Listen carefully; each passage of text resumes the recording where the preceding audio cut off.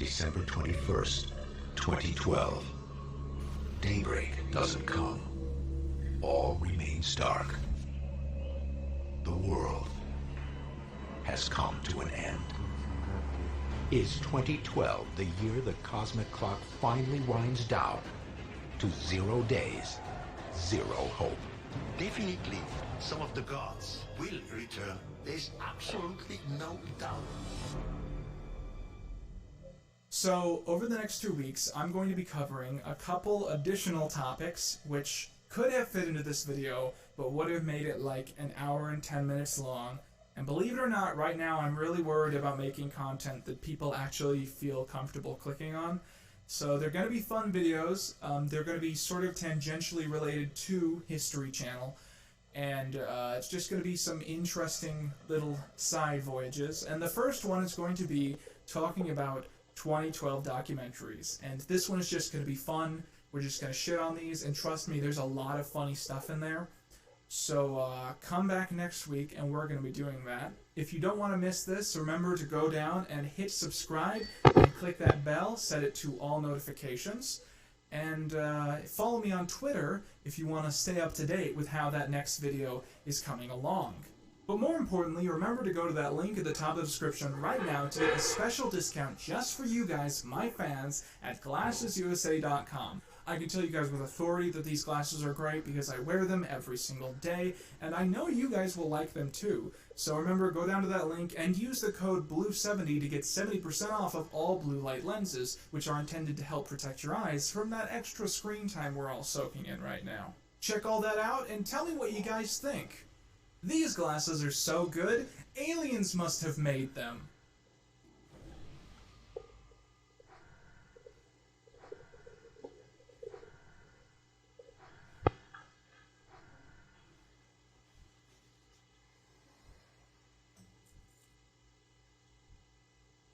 Okay, so we've made it to the end slate. Don't forget to hit subscribe if you want to see more content like this and the video coming out next week. And if you want to see another video like this one right now, I suggest the video I made last year about Area 51 and alien culture, which covers much of the same ground.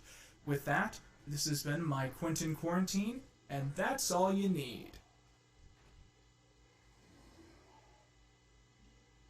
Liberty. Nobody should have to pay for one-size-fits-all insurance coverage.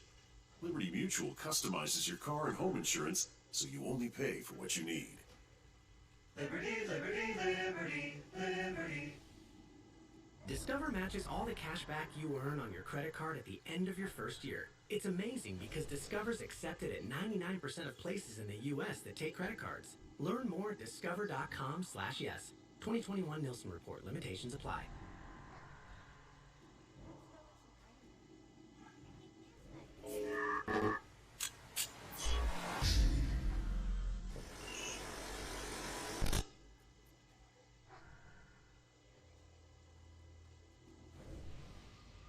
Eschatology is a branch of study within the theology of Christianity.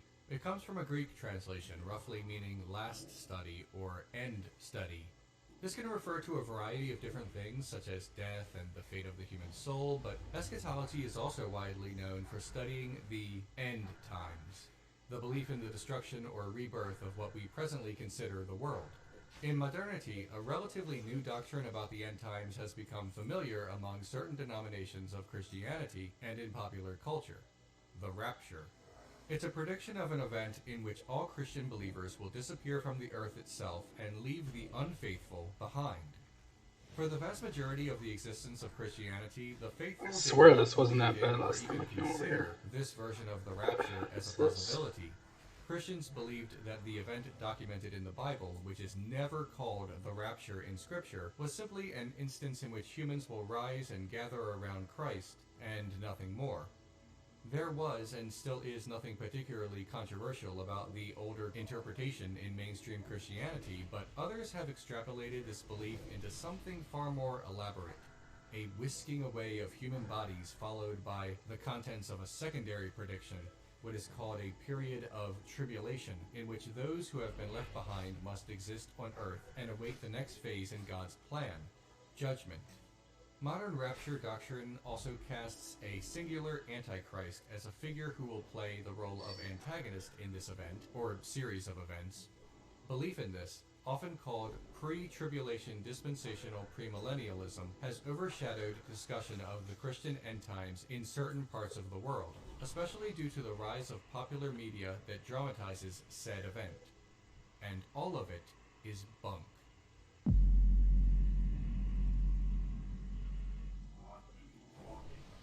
What do Christians believe?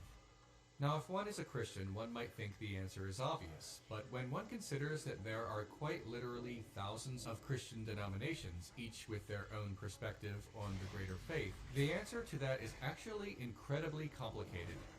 In the broadest possible terms, Christians believe that Jesus Christ was the Son of God and that he was crucified and later resurrected. This is something that one might assume would be a universal belief among those who identify as Christians, yet for some, religion is cultural and not spiritual, meaning some who identify as Christians believe in the teachings of Jesus Christ, important things like love for humanity, compassion towards the poor and sick, etc., but doubt either his historicity or divinity. Religion has evolved to be something that need not be so fundamentalist, but rather cultural or personal. In other words, even in the very bedrock of what Christianity is, there can only be a majority consensus among Christians, but not universal agreement. Now, another way to answer what do Christians believe is to point to how they perceive the universe, afterlife, daily rituals, prayer, and other common aspects of religion. But of course, there are a great number of key differences among the many denominations of Christianity. When someone says there are thousands of denominations, this is controversial to some, because many Christians believe some denominations are simply part of the whole of another denomination. But even if our arithmetic were more conservative, there are at least hundreds. And even if there were only 2, that would still disqualify the possibility of universal agreement. There are countless disagreements. Eastern Orthodox, for example, believes that God's inspiration in the scriptures is confined to the original languages and not translations. Many other denominations disagree. Catholicism grants powerful authority to some human beings, bishops, the Pope, and others, whereas other denominations disagree. You could fill a library dedicated to contradictions and incongruities among the Christian denominations. It's not just consubstantiation versus transubstantiation. Now, another way to answer what do Christians believe is to simply respond with the Bible. The answers are contained in this canonical, infallible collection of books, and that all Christians believe in what is contained in here and nothing more. Except that there is no singular Christian Bible. This might come as a surprise to some Christians who have only read from one variety of Bible in their lives, but there is no universal consensus on what is and is not canonical. The most obvious example of lack of consensus comes from the difference between a Protestant Bible and a Catholic Bible. The Protestant Bible, such as the New International Version, is 7 books shorter than the Bible used by Roman Catholics. The Hebrew Bible has 24 books. The Protestant Old Testament uses the same information, but organized into 39 books. For example, the Hebrew Bible has 1 book of Samuel, but the Protestant Bible has 1 Samuel and 2 Samuel. The Catholic Old Testament contains Tobit, Judith, Wisdom of Solomon, Sirach, Baruch, 1st and 2nd Maccabees, and some additions to Daniel and Esther. But that's not all. Orthodox Christians have a different Bible, which includes everything from the Bible used by Catholics, but also 1st and 2nd Esdras, Prayer of Manasseh, Psalm 151, and 3rd Maccabees. Not to mention the fact that some Bibles come with the Apocrypha included, and there are some churches that consider pieces of the Apocrypha to be canon. Basically, pointing to the Bible for a consensus on what Christians believe is fallacious, when Christianity itself has no agreement on what makes up the Bible. And of course, even among denominational canons, there are a myriad of different translations. In fact, translating the Bible has never stopped. New, allegedly more accurate translations are created from biblical scholars all the time. A new version in the faith of Messianic Judaism, for example, created the Tree of Life version in 2014. There are literally thousands of different versions of the Bible. A Upon hearing this, someone might try to answer, what do Christians believe, by saying that Christians believe in the commonalities among all of the versions of the Bible, as if the connections in a Venn diagram would neatly solve the question. Except even then, every verse of every chapter of every book of the Bible can be interpreted in many ways. Some stories are seen as literal by many Christians, and the very same stories are viewed by Christians as etiological myths, meaning supernatural origins or mythic histories to explain real events or natural phenomena. Even Christians with similar views on the fundamental and absolute truth of the Bible interpret a great many other things differently. In addition to all of this, Christians speak of a personal relationship with God, and not simply an understanding of his works from a distance. Christianity and all of its denominations make up approximately 31% of the world's population, a plurality among world religions. That's roughly 2.3 billion Christians. So, what do Christians believe? The answer is that Christians maintain a great multitude of worldviews. Up to how many in total? Well, maybe the same as there are Christians. Now that might seem hyperbolic to some, and it probably is, but the point is that it might be the only estimate. Christianity is not one system of beliefs. It can't be. It's too internally contentious and systemically incongruous. There is no one way to be a Christian, but that's not an attack on the faith. Far from it. This actually gives Christianity a surprising amount of flexibility. The Bible's authority does not arise from some consistency. That's a modern notion based on Hellenistic ideals of truth as singular. Western culture is influenced by Greek philosophical traditions and defines truth in concrete terms. And maybe it should, but the Bible's origins are from the ancient Near East, and instead presents the best efforts of prophets to respond to and to explain the crises of the nation over a period of centuries. So there can be no universal agreement because the Bible was not made that way. But there can be majority opinion or general consensus on individual beliefs within Christianity. Not the totality of it, but individual beliefs, like how long did it take God to create the world, and how many plagues were there in the book of Exodus, and so forth. And that's important to understand going forward. Now, on the opposite end of the spectrum, far off from general consensus, are the regional beliefs. In other words, minority opinions that are predominantly confined to certain areas of the world. In South Korea, Christianity is often mixed with shamanism. Now, because this shamanism is indigenous to Korea, it's generally not a form of Christianity that is practiced elsewhere, except where there are high populations of Korean immigrants. The Ethiopian Orthodox Church makes the fantastic claim that it possesses the Ark of the Covenant. Historians believe this claim was used to legitimize the new dynasty in Ethiopia following its establishment in 1270. This is not widely believed outside of Ethiopia, obviously, especially considering the numerous other claims worldwide of the Ark's location. And then there's the American South and its embrace of rapture theology. The concept certainly did not originate there, and it is definitely not confined there, but the popularization of premillennial dispensationalism in the American South is intertwined with the region's history of social conservatism and fundamentalist Christianity. It's the perfect incubator for the expansion of rapture doomsday theology. I'll get into its history later, but there's a lot to cover. Anyway, for now, let's focus on one of the causes of the modern boom of the rapture in the public consciousness, especially in America. The Left Behind novel series, and later, the film trilogy. The novels were predominantly written by Jerry B. Jenkins and the late Tim LaHaye. The story of Left Behind follows a group of people who remain on Earth after a large portion of humanity disappears. Cameron Buck Williams is a world-famous journalist. Rayford Steele is an airline pilot who converts to Christianity after the rapture, and Chloe is his daughter, whose skepticism is important in the first novel but plays a minor role in the first film. In the beginning of the film, Buck interviews Chaim Rosenzweig, an Israeli scientist.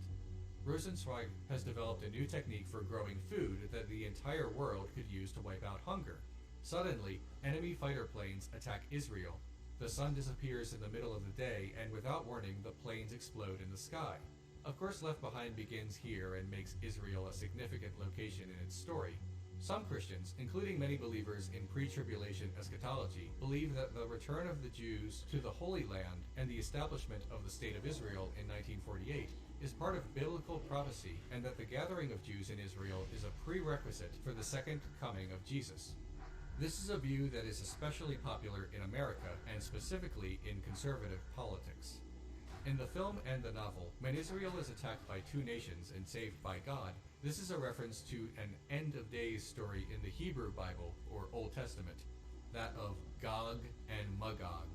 Christian interpretation is more catastrophic, which is why the authors of Left Behind thought to include it in their mishmash of end times prophecies. Gog originally appears in the book of Ezekiel in the Old Testament as Gog from Magog, but this was changed to Gog and Magog in the book of Revelation in the New Testament.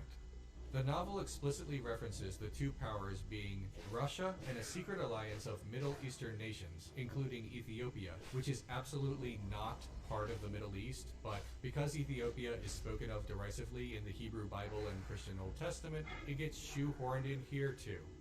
Later, on a plane, Captain Rayford Steele discovers that many of his passengers have suddenly disappeared, their clothes left on their seats. The rapture has occurred. The true Christians have been taken up, and everyone else has been left behind. And now seems like a good a time as any to explain what that really means. To understand the rapture, we have to understand dispensationalism. It's a method of biblical interpretation related to different time periods defined by God. Each dispensation is a new age in which God reveals himself to his children in a new way. The cycle continues until God's final plan is fulfilled. The number of dispensations, when they begin and end, and also dispensations that have not yet taken place, vary from belief system to belief system within Christianity. For example, most systems of dispensational belief posit that the first dispensation was the innocence of humankind, meaning Adam and Eve before their fall. This marks only a small portion of one book of the Holy Bible. Other dispensations are from the moment of the fall to the Great Flood, and so forth. Let's focus on how this relates specifically to Christianity, though. People who believe in the doctrine of Left Behind would say we are currently living in a long dispensation between the time of Jesus' crucifixion to the rapture itself.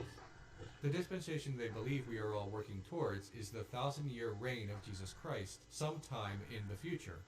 Belief in this 1,000-year reign is called millennialism, or millennial dispensationalism.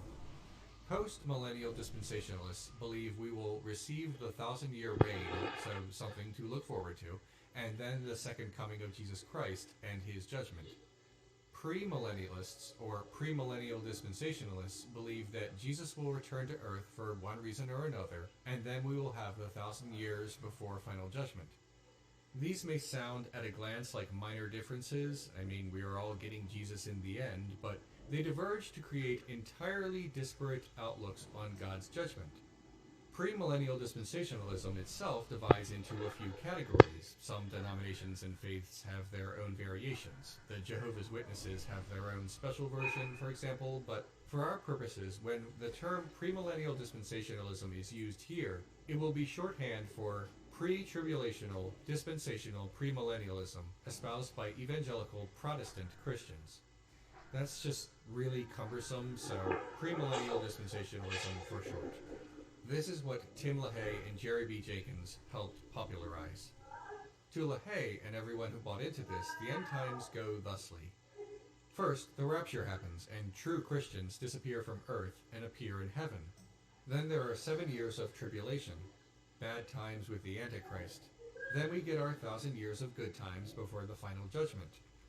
The rapture excites Americans because it taps into their survivalist frontier spirits, manipulating them into believing they will be among the chosen few selected by God. So they better get ready to be raptured, or if they do not initially make the cut, build a shelter and buy 7 years worth of canned foods. If the view of premillennial dispensationalism is that Jesus Christ will return to murder everyone, that should be cause for concern and public scrutiny of the belief. Pre-tribulation rapture has become so popular that one might incorrectly assume that it was always part of church doctrine, or that it at least has been around since the Reformation or something. But the reality is that the doctrine contained in Left Behind is fairly recent, at least by the standards of how long Christianity and Judaism have existed. John Nelson Darby planted the seeds of this dispensational thought in the 19th century, but here in America, we like media more than sermons, and it took a popular book by William Eugene Blackstone called Jesus is Coming for it to enter the popular consciousness. This was in 1878.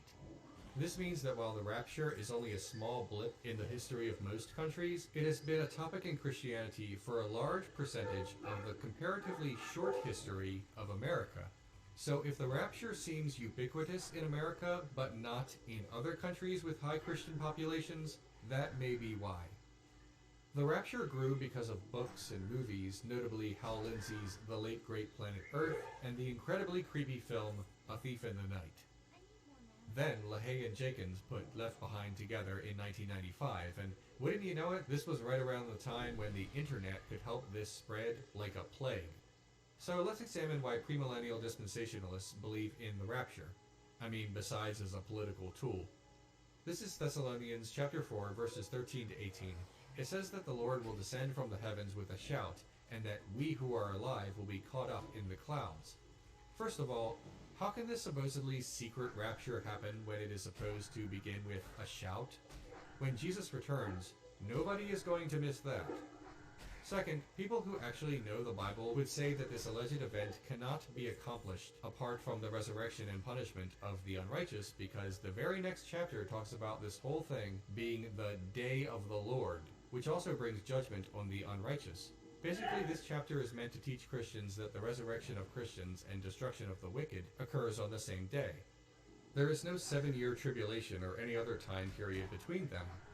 Most of the Left Behind novels and nearly all of the film trilogy happens during this time period that is absolutely not biblically accurate. In fact, the Gospel of John says it will happen in about an hour. In other words, Thessalonians does not support some pre-tribulation rapture. Premillennial dispensationalists also say that Matthew 24:40-41 supports the rapture too. They think this means the Christians will be taken up into the clouds and the non-Christians will not, but this is completely out of context, not to mention it is reaching so far that Tim LaHaye must have strained his arm. These verses are about fleeing to the mountains to avoid armies in Jerusalem. In other words, it is about contemporary issues of the time it was written, not a prophecy of the distant future. Again, it's important to note that the term rapture never appears in the Bible. Rapture believers would claim that other important words like Trinity do not appear in the Bible, but the concept of the triune God shows up a lot in the New Testament. In fact, so much that it is widely accepted. Many Christians, biblical scholars or otherwise, accept that being caught up in the air is metaphorical. Paul does not say that Christians will suddenly disappear before God decides that shit is about to get real. There are other reasons why the pick-and-choose prophecy of the rapture and tribulation make no sense and are entirely fabricated, and they mostly pertain to just how the Bible was written. Put a pin in that, more on that later, everyone. But in short, Left Behind and other rapture doctrines use unrelated and misinterpreted Bible passages out of context and form a narrative that does not actually exist in Scripture. It might be helpful to understand just who Tim LaHaye was. He was an evangelical Christian minister who was heavily involved in politics. In 1979, he encouraged Jerry Falwell to found the Moral Majority, where he sat on its board of directors. The Moral Majority worked towards limiting rights for homosexuals and championed other socially conservative causes. LaHaye was even co-chairman of Republican Jack Kemp's 1988 presidential campaign, at least until the author's deeply anti-Catholic views were known. Oh yes, LaHaye hated Catholics as much as he hated homosexuals and women's rights. He believed in the Illuminati, organized by the devil himself, and he made no secret that he was in opposition to the NAACP, an organization that supports civil rights and hopes to end racial discrimination. To LaHaye, civil rights were destroying America. LaHaye supported Dominionism, the movement to make the United States of America a Christian theocracy. LaHaye founded the Council for National Policy, a conservative activist group. A 1999 speech by then-Governor George W. Bush to the council helped him gain a lot of support among social conservatives, leading to his presidential bid in 2000. The point is this: Left Behind is not just religious. It's not just about matters of private, personal faith. It has an overt political agenda, specifically for America. Co-author Jerry B. Jenkins is somewhat less extreme, at least in public, but his belief in the rapture and his work on Left Behind still had the same consequences as LaHaye. The brilliance of Left Behind is that it uses its poorly written fiction and poorly acted movies to advance political change.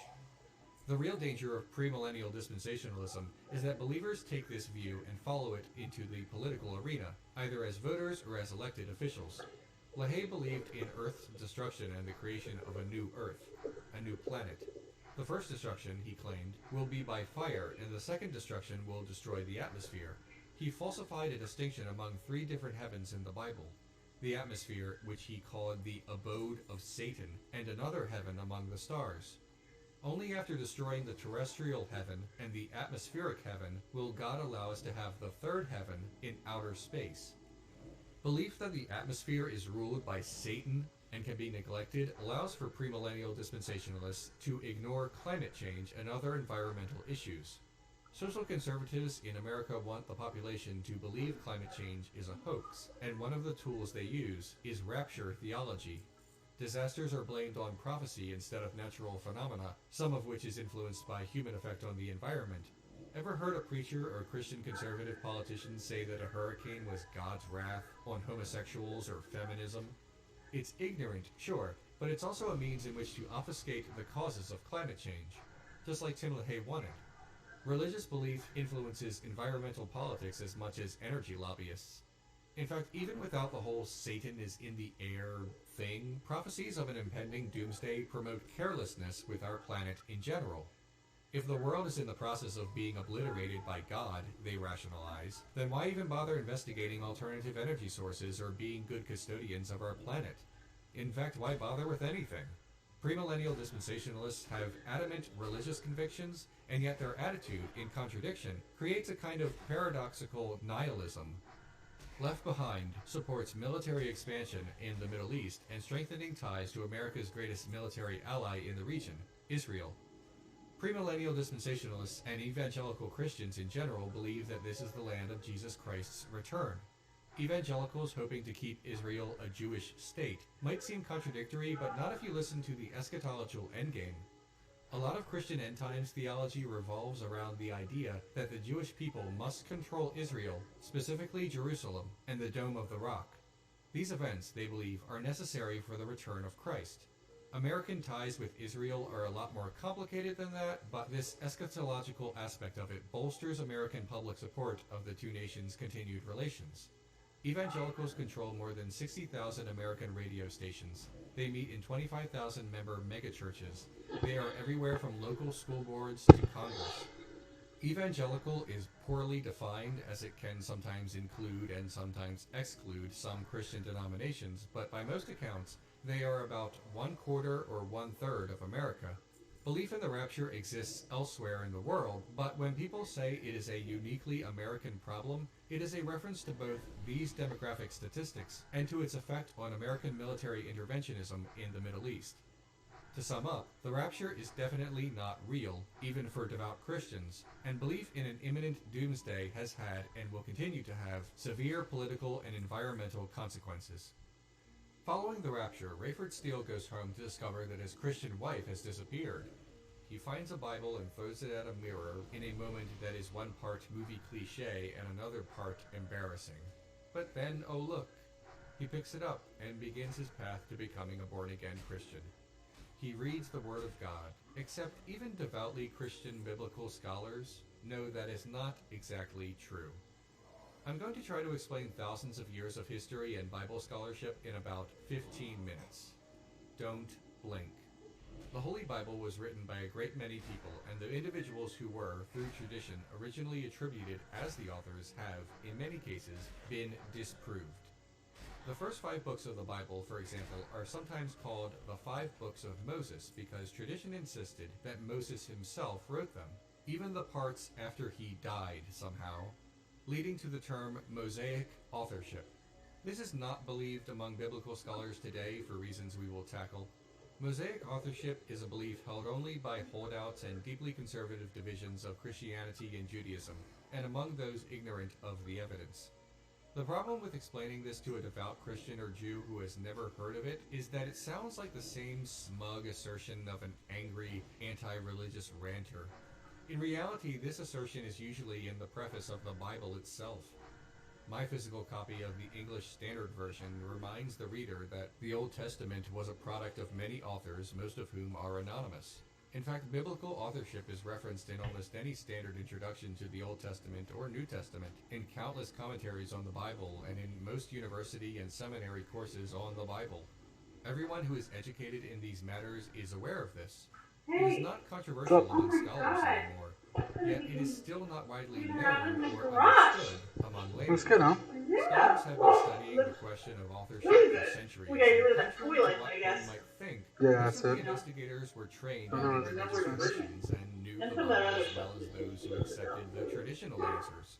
Yeah, Biblical scholars you in can watch modern it. times are not couple hours. debunkers. They are usually Christians and Probably. Jews with deep spiritual convictions. Let's start at the beginning. The 5 books of Moses. There's a lot of so-called stuff up there I Torah, didn't even know or we the had. Pentateuch. Some things in the Pentateuch made There's some another, scholars and religious leaders skeptical about Mosaic authorship. There are There's a great another, number of contradictions, like who did what and in what order. Extension cord. Moses is referred to And there's, in the third person, and the author uses jumper tables, terms that long jumper Moses would tables, not for know, and Xbox. places Moses There's an never visited. Xbox that's There is also the Oh, yeah, fact did you that look the through all books that describe stuff? Well, it's Moses' broken now. death. Oh, Also, it the is? books describe Moses as the humblest man Did you on get earth, I think which is so. not I think it's something a broken. At humble least I person haven't would tried. say. I don't know. Early objections to Mosaic Before we authorship put it were in there? famously rejected by I the don't idea know. that the books of Moses spoke of events after his death because he was a prophet One of those and the two books boxes. were just Where's written all before that the stuff? events happened, which is the Oh, 3rd it's some century stuff I moved equivalent down here. of saying Yeah. the wizard did. In the 11th century, seemed Isaac like ibn didn't really Yajush, belong a in Jewish the- court in the physician and garage. leader in Muslim Spain, noted that a list of the Edomite kings that appears in Genesis chapter 36 named rulers who lived long after Moses was supposed to have died. Instead of rejecting Mosaic authorship altogether, he simply claimed that someone else may have added those names later. In the 15th century, Tostasis, the bishop of Avila, declared that some parts of the Pentateuch could not have been written by Moses. He may have believed that Moses' successor, Joshua, wrote the sections after Moses' death. However, that argument has a big hole in it. The account of Moses' death is written in the same style as the text that preceded it. So either Moses wrote it, and of course he did not, or someone else did. It's kind of all or nothing. In the 16th century, Andreas von May suggested that the Pentateuch was originally written by Moses but was later edited. His book on the matter was prohibited by Catholics. Eventually, investigators and scholars concluded that all the rationalization for what was and was not Mosaic was skirting the real issue. Moses did not write the Pentateuch. This new way of thinking was held by philosopher Thomas Hobbes and Isaac de la Pereire, the latter of whom was admonished by the Church. His book was burned and banned. In the 17th century, Richard Simon, a Catholic priest, believed that there were many biblical authors, and part of this belief came from what were called doublets. A doublet is the same story told twice. Whether looking at the original language or in translation, it is plain to see these doublets. There are 2 stories about the covenant between God and Abraham. There are 2 stories of the creation of earth, 2 stories of 10 commandments, and dozens more. Some are even triplets, and many contain explicit contradictions. Much of Simon's work was, not surprisingly, suppressed by religious authorities and the Royal Council of France, but work on doublets and other things eventually led to a 2-source hypothesis, and later, after greater research by Karl Heinrich Graf, and perhaps most importantly, Julius Wellhausen, the scholarly world began to recognize that there were 4 sources for the Pentateuch. Wellhausen's model became known as the documentary hypothesis. Although there was still some resistance to this, in 1943, after centuries of book burning and banning and overt opposition, the Catholic Church, under the guidance of Pope Pius XII, encouraged the study of biblical authorship. Today, if you want to study the Bible in university, you learn this. If you want to become a priest, you learn this. If you want to read the Bible, you learn this if you read most prefaces before the book of Genesis. Now, some would say that the mere existence of doublets is not in and of itself a great argument. One could argue that it is a matter of style. There are hundreds of contradictions, but one could try to find some vague and probably supernatural explanation for all of them. Sometimes God is called one thing and sometimes another, but that could be countered by claiming that people are often called by their name and often by their title by the same person. Someone, for example, calling the President of the United States the President and sometimes using his name is not a contradiction. That was the argument against the documentary hypothesis for a while, but the argument that supports the hypothesis is how all of these matters connect. See, when the doublets are separated, it resolves nearly all of the contradictions, and the name of God divides consistently in all but 3 out of more than 2,000 occurrences. Modern biblical scholars like Richard Elliott Friedman and his contemporaries have learned a lot through both study and recent archaeological evidence. So what are these 4 sources that comprise a great deal of the Old Testament? Well, from 922 to 722 BC, God's chosen people were divided into 2 kingdoms, Israel in the north and Judah in the south. An account of their history and relationship with God was written in the south, and we call that the J source, so called because it refers to God by his proper name, Yahweh.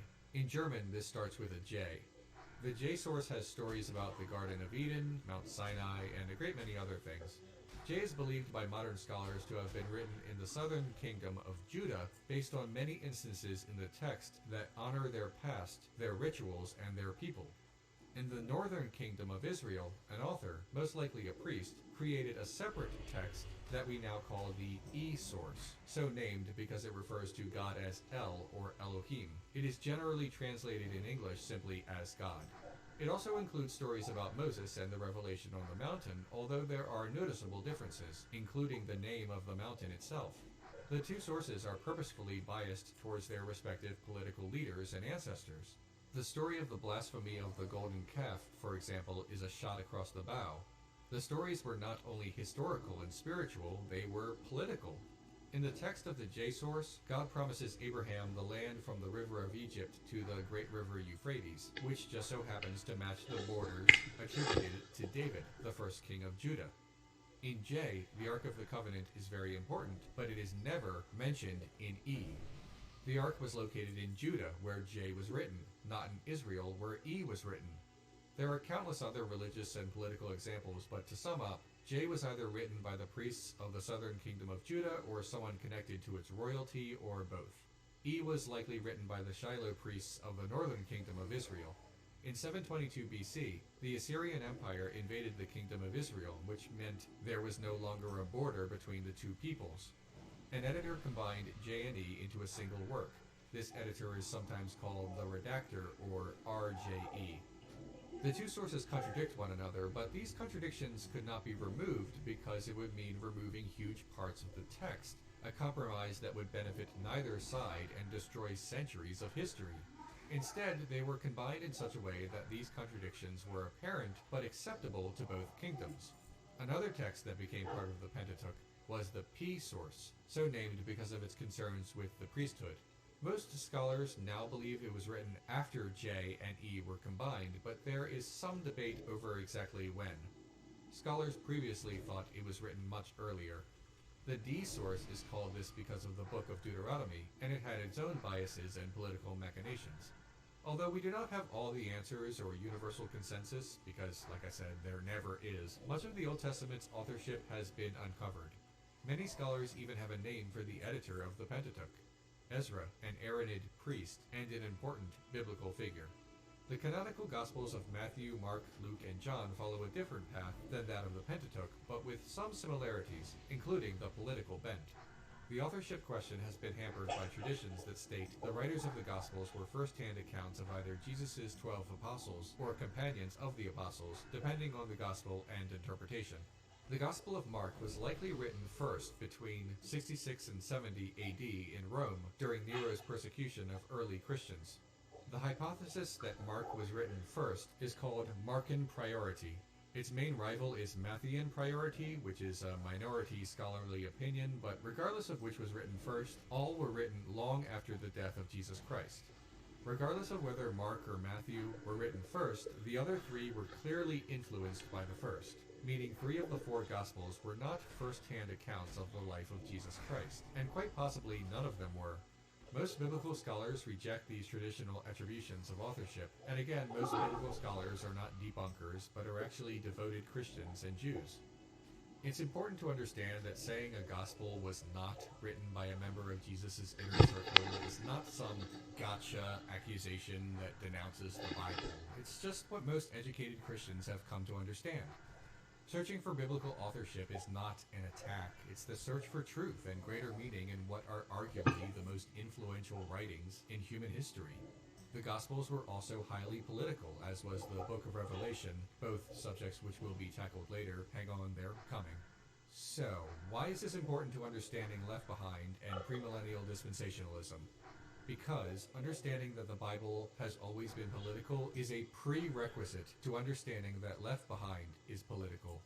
When premillennial dispensationalists defend their theology and their popular media, they claim that their motives are purely spiritual and that the words of the Bible are simply the words of God.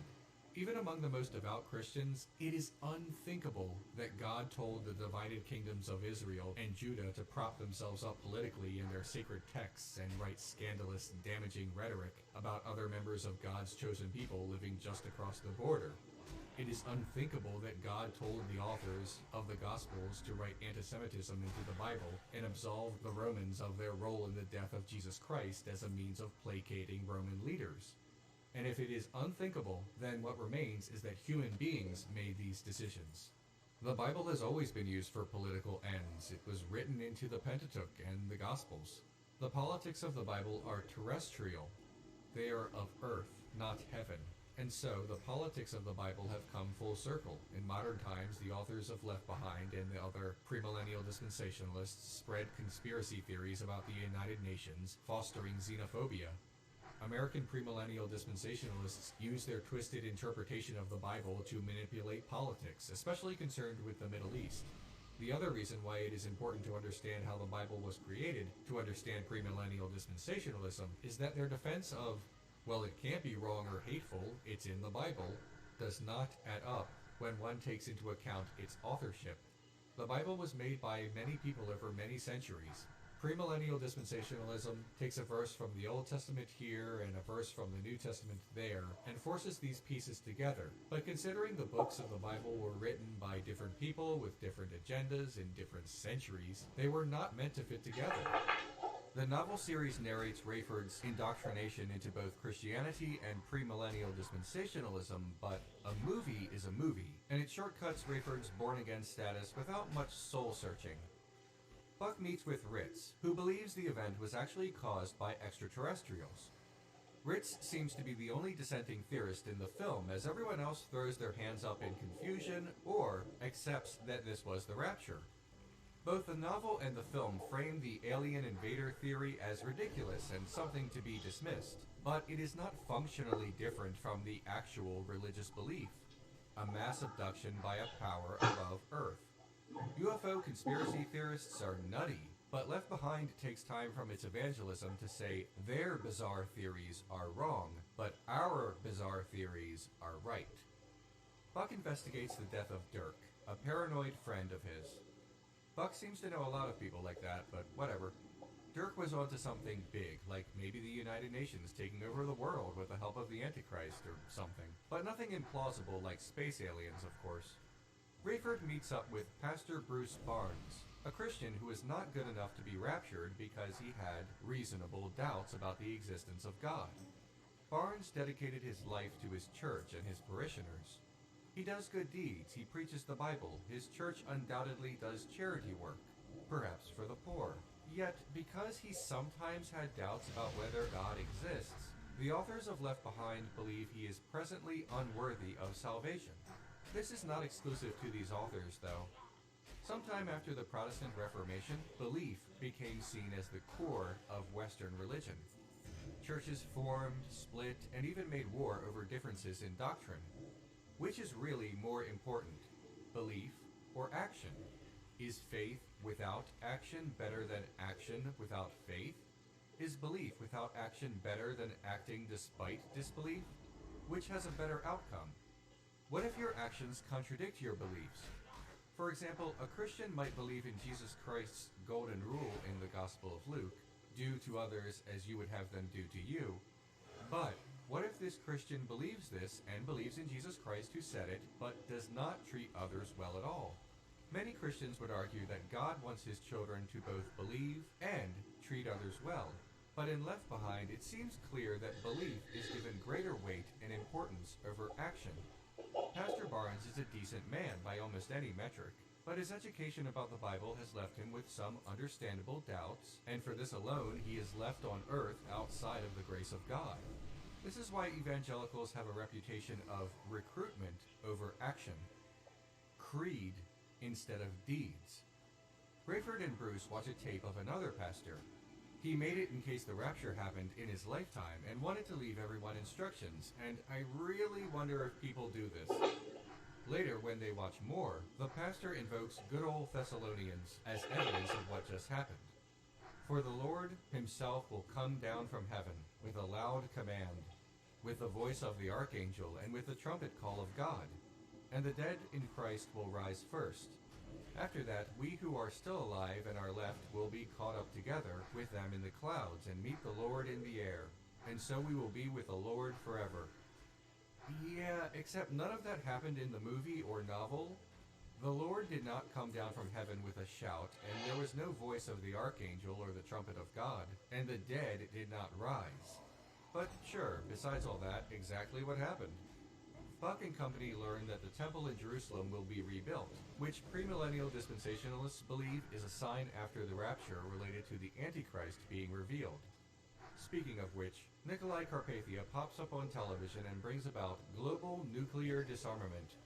A fine goal, devil or not, but why would all nations with nuclear capabilities suddenly do this? Nothing about the rapture was related to nuclear weapons or even war in general. Well, it's happening because Left Behind needs it to happen, and Left Behind needs it to happen because it mistakenly believes that the Antichrist will bring about a one-world government. In the real world, not the movie. And in order for the rapture to fit, the UN has to become all-powerful. Anyway, the God Squad should really start putting together the identity of Nicolae Carpathia by now, because he is the one who wants to rebuild the temple. Kirk Cameron does his best crying to convey Buck's conversion to Christianity, and then we rush to the conclusion of the first film. Buck attends a meeting at the UN and finally figures out that Carpathia is the Antichrist because of the misunderstood prophecies, and then Carpathia murders some people, assumes power, and now he is Lord Dracula of the UN or something. Carpathia uses his mind control powers to make everyone believe it was a murder-suicide.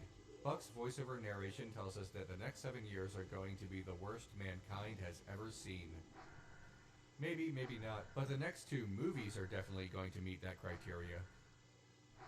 Left Behind 2, Tribulation Force, expands on the series' bad theology. In this scene, Pastor Bruce Barnes and Buck Williams discuss the murder that Nicolae Carpathia committed. Buck says that it was, but everyone else is claiming that it was a suicide. Pastor Bruce says that the only reason Buck is able to say the truth is because he accepted Christ. This seems like the best time to discuss universal salvation versus special salvation. The premise of Christianity is that the birth and death of Jesus Christ was necessary for the salvation of humanity. In Christian thought, the fall of Adam from Israelite Judean religion and later Judaism provoked a plan by God to save humanity from its sins. When Jesus is called the Lamb of God in John 1:29 and John 1:36, it is referring to him as the ultimate sacrifice for the sins of humanity. Subsequently, Christian tradition insists that this plan will be completed at the Last Judgment and Second Coming of Christ, the end times events that Left Behind has twisted. Salvation means many things. Sins washed away in the light of Jesus Christ, permitted to enter the kingdom of God or heaven, or safe from the end times. For our purposes, we will focus on salvation as depicted in Left Behind, able to enter heaven and safe from the tribulation. In Christianity, salvation is only possible through Jesus Christ, but this has created a debate about what through Jesus Christ means. Does it mean that because of Jesus' sacrifice we all have been saved, or does it mean that only Christians may be saved? Universal salvation posits that all of humanity has the potential to be saved and enter the kingdom of God. And special salvation posits that only true Christians may be saved and all others are condemned. Universal salvation is an appealing concept to inclusive Christians. Universal salvation proposes that Jesus Christ has a complete, total victory over evil, that Jesus' sacrifice and his inevitable return will save all humanity. Total victory over evil. Part of the doctrine of universal salvation is the rejection of hell. Many Christians believe that hell is not some fiery afterlife, but instead more of a separation from God. Conversely, for Christians to believe in eternal torment in some fire pit, they would have to argue against the language of the Bible that unanimously describes the fate of the unjust or sinful as being defeat or death. These three Psalms describe the unjust as perishing, not tormented forever. There are some Proverbs and other verses too, but any mention of hell does not exist in the Hebrew Bible or Old Testament, for all the reasons given earlier about the discrepancies between Jewish tradition and Christian tradition. But it might surprise some to know that the same is nearly true in the New Testament. In Christianity, there is a hell, but it is not what one might think. In many verses, Jesus uses the metaphor of fire to consume, not torture, meaning defeat or annihilate, not damn for eternal fiery torture. There are dozens of other verses in the New Testament that speak of punishment being death, not eternal torment. Here are just some of them. Scripture does not claim that hell is a place where you go and you are conscious and tortured for all eternity. Scripture warns humanity that refusing to be reconciled to God results in the most natural outcome. Support for hell as a physical place in which humanity is tortured throughout all eternity for its sins is much like the rapture, a patchwork of vague, unsubstantiated verses that only reveal what the proponents want to see in the first place rather than what is actually there in the text. This image of hell comes more from Dante's Inferno, which is basically Christian fan fiction and not the Bible. Hell, this wicked underworld in which the devil is king, was never meant to be part of Christianity. It's more pop culture than it is truth. So back to universal salvation. The non-existence of hell as a physical place or fiery pit supports this viewpoint. It is a piece of evidence in universal salvation. But there is more. Believers in universal salvation point to scripture like Matthew 19:25-26. When the disciples heard this, they were greatly astonished, saying, "Who then can be saved?" But Jesus looked at them and said, "With man this is impossible, but with God all things are possible." It's rather absolute. Proponents of universal salvation also cite the first epistle to the Corinthians. As all die in Adam, so all will be made alive in Christ. The first epistle of Paul to Timothy says that the living God, meaning Jesus, is the Savior of all people, especially those who believe.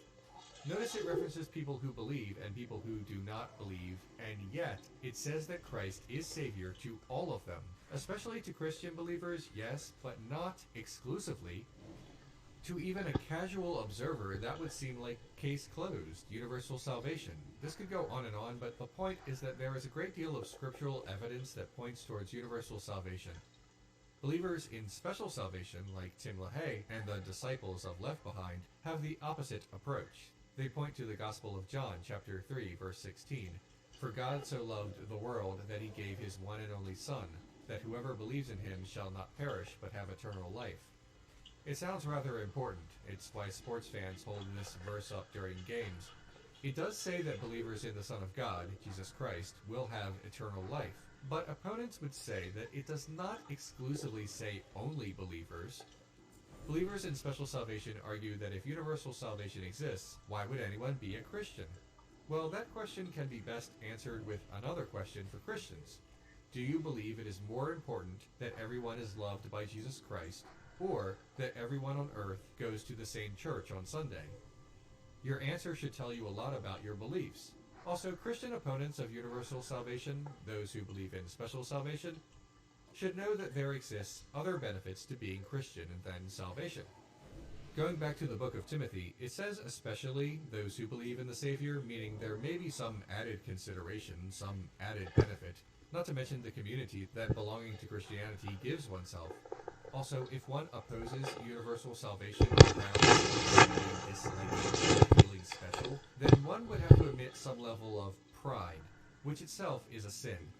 In Left Behind, we see this exclusivity in action as true Christians are saved and everyone else is forced to share the earth with the Antichrist. Evangelicals, the target audience of Left Behind, believe in the conversion or the born-again experience of salvation. conversion. They would claim that they are inclusive, but converting others is not inclusivity, it is assimilation. Evangelicals, in practice, believe in special salvation. If they did not, they would not be so intent on converting others to Christianity in order to save them. Left Behind is a grandiose parable about the importance of converting to Christianity, specifically the evangelical special salvation, socially conservative variety. It shows, in very explicit language, the absolute necessity of being Christian and only Christian, while portraying anyone who is not Christian as someone unworthy of God's love, unworthy of being saved, but definitely worthy of being condemned. It is a scare tactic of the worst kind. Most evangelical fiction simply attempts to convert, but Left Behind goes further. In Left Behind, there is little concern or even a sense of responsibility for the damnation of billions. Fred Clark, author of The Antichrist Handbook, The Horror and Hilarity of Left Behind, says, "What one finds instead is a sense of triumphalism. Those inside the fold feel no sense of obligation to those on the outside. They are bad people who are getting what they deserve, and the godly remnant gets to watch, more in delight than in sadness." In addition to leaving out non-Christians, Left Behind leaves out a great many Christians as well, but only because LaHaye and Jenkins do not see them as true Christians. There is a prevailing ugly side to interdenominational relations within Christianity. The idea that some Christians are not true Christians because they worship somewhat differently or go to a different church. Remember what I said earlier, there are so many denominations. Catholics, for example, are broadly condemned by Left Behind's version of Christianity. Premillennial dispensationalists and American fundamentalists have a long tradition of anti-Catholic sentiment, including but not limited to the belief that the Pope is often on the short list of suspected antichrists.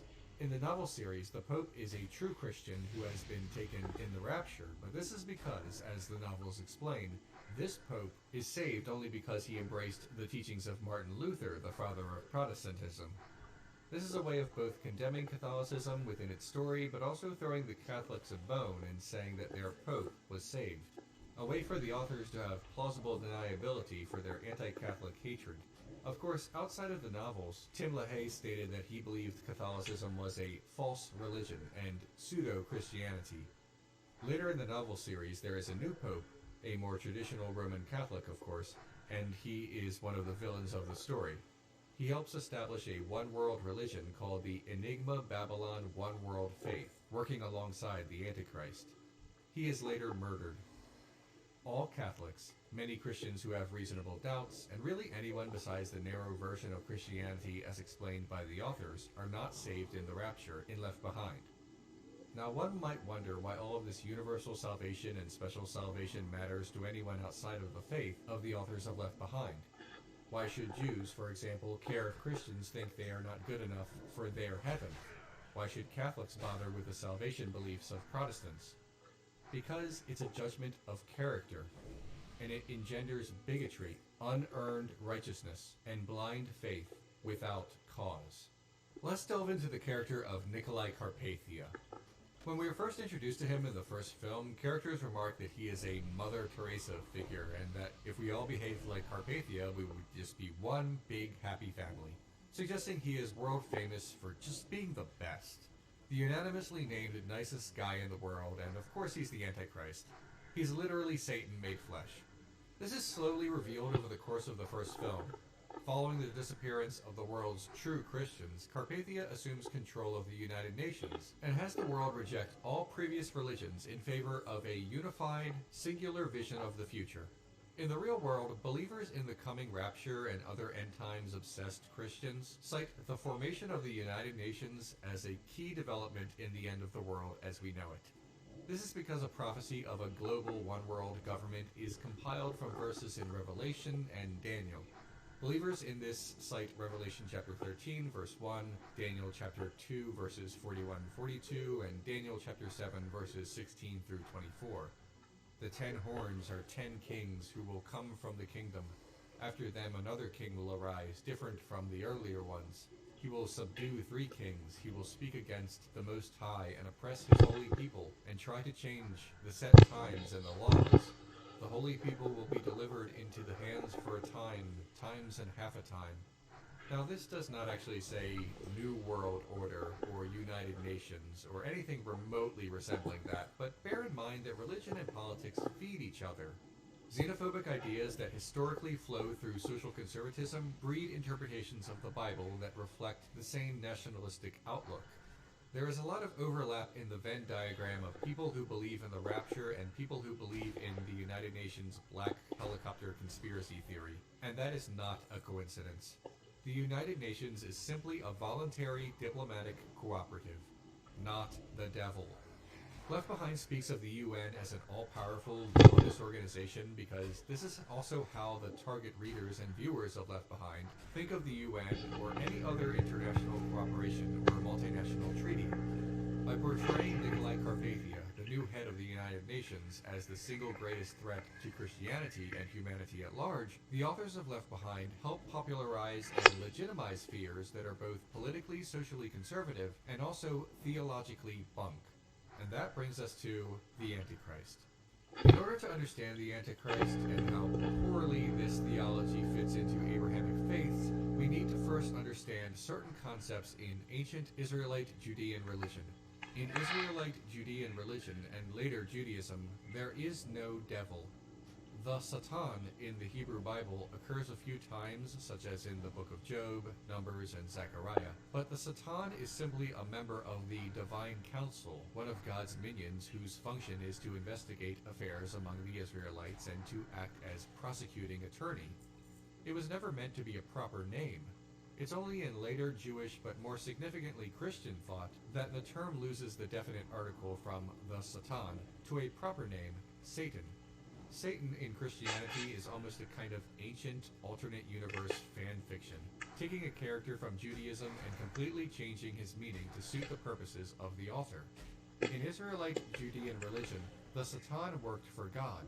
In the book of Job, he is clearly working with God to clarify something about human morality. To the Jews, this was just the Satan. To Christians, it is Satan. In Israelite Judean religion, the serpent in the Garden of Eden was not this Satan, this devil. Explaining the serpent in the Garden of Eden as Satan would have been a foreign concept to the ancient authors of the text. An enemy as a serpent has ancient Near Eastern roots, specifically Canaanite. The devil as a concept is something that did not exist for millennia and then rewritten, edited, and reinterpreted to suit the beliefs of early Christians. Evidence for the devil was not discovered in the Old Testament. It was, as many things are, manufactured later. Israelite Judean religion and later Judaism conceived of sin as a human failing and morality as a human matter. There is no temptation from an underground supervillain. So what is this Antichrist? Is he the son of the devil, the way he is often portrayed in popular culture? Is he a figure in rapture theology the way he is portrayed in Left Behind? Is he actually the devil himself, but made flesh? Well, the real answer to that is simple. No such character appears in Scripture. Tim LaHaye was one of the loudest proponents of the singular Antichrist theory. In his book, The Popular Encyclopedia of Bible Prophecy, he wrote, "Biblical prophecies clearly predict the rise of the Antichrist in the end times, and more than 100 passages of Scripture describe the Antichrist's origin, nationality, character, career, and global conquest." It's important to understand that LaHaye was not just some hack writer who wrote a series of awful novels that spawned a series of awful films. He preached this even outside of the realm of the fiction section of the library. So let's look at what the Bible actually says and perform some basic analysis. The word Antichrist comes directly from the Greek word Antichristos and can be found in the first epistle of John. Children, it is the last hour, and as you have heard that Antichrist is coming, so now many Antichrists have come. Therefore we know that it is the last hour. From this, we immediately learn a few things. First, Antichrist is not a singular person. Antichrist is a descriptive term for a group, or a type of person. It is absolutely not a title for a special single person. The author does not describe a single world ruler who would come and fill some prophesied role of the Antichrist. Second important thing we learn from the first epistle of John is that these Antichrists, whoever they are, appeared and disappeared during the time of the author.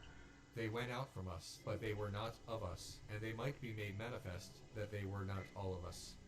Christians are not meant to be waiting for an antichrist or a group of antichrists. They came and they went. Proponents of the single antichrist theory misunderstand this next verse as being about a coming single entity. Who is the liar if not the one denying that Jesus is the Christ? He is the antichrist, the one denying the Father and the Son. True, this passage does employ the definite article the, both in Greek and in modern English translations of the passage, but it should be clear that since the author has already established Antichrist as a general group a few verses prior, he is now merely providing criteria by which his audience can judge cases of heresy among them. So the author individualizes the language to correspond. He who denies that Jesus is the Christ, he is the Antichrist. Any biblical scholar worth his salt knows that the categories that the author set up in the previous verses should determine the context of this one. In fact, for this reason, the King James translators went so far as to exclude definite article the from the second passage. He is Antichrist that denieth the Father and the Son, even though it existed in their Greek text. This is meant as a clarification that men like Tim LaHaye clearly needed but chose to ignore. LaHaye tries to justify his belief in a singular Antichrist, an arch-nemesis of Jesus, by claiming that many completely unrelated names and characters in the Bible refer to this fictitious composite character. The little horn, the fierce king, a master of intrigue, all from the book of Daniel. The king of Assyria from the book of Isaiah. The worthless shepherd from the book of Zechariah, and so forth. First of all, Jewish writings do not prophesize Jesus Christ. Jesus did not meet the criteria for being the Jewish Messiah, and yes, we will get into that. So the idea that the same Jewish writings were also about Jesus Christ's opposite is simply impossible. For LaHaye, the Antichrist is both the king of the north in the book of Daniel and the king of the south in the same book. For someone who definitely does not exist, he sure does get around. Second of all, this is like reading a prophecy backwards. For LaHaye and his comrades, once such a concept is made up, they read their artificial character back into the Bible and find a way to claim he was always there. Every reference to every evil man or false prophet becomes a reference to this invented, single Antichrist. Basically, the idea of a single Antichrist is a patchwork of unrelated references throughout the Bible, a theological abstraction. Believers in the single Antichrist have a variety of competing ideas about what the Antichrist is and who he is, but many connect him as being either in league with the devil, or the spawn of the devil, or the devil himself. Remember, Christians portray the devil, their capitalized Satan, as the primary enemy of God. So naturally, this leads to Antichrist believers connecting the devil and the Antichrist. Well, they have already connected this Antichrist to so many other unrelated figures, so one more for the pile, right? In Left Behind, the Antichrist, Nicolae Carpathia, is connected to the devil. As the series progresses, he gives his followers a mark. This is a reference to the Book of Revelation. Some doomsday-believing Christians cast Satan as one of the two beasts, or the dragon. Some Antichrist believers consider the first beast is Satan, and the second beast the Antichrist, because the latter is referred to as a false prophet. Though many scholars are skeptical of that interpretation. To summarize, the devil is a late addition to Scripture, a kind of retroactive continuity, and the Antichrist, in league with the devil, is considerably more dubious. The Antichrist's inclusion in Left Behind makes sense for this story. Left Behind is already a hodgepodge of doomsday prophecies that are loosely mentioned or wildly misinterpreted in the Bible. So of course this telling of the end of days has its central antagonist as the non-existent Antichrist. And not just any Antichrist, a European Antichrist with a foreign accent. Remember, Left Behind is a distinctly American novel series. You're welcome. Distinctly American, especially Southern and conservative American political values. Isolationism, fear of European socialism, etc. It's all there.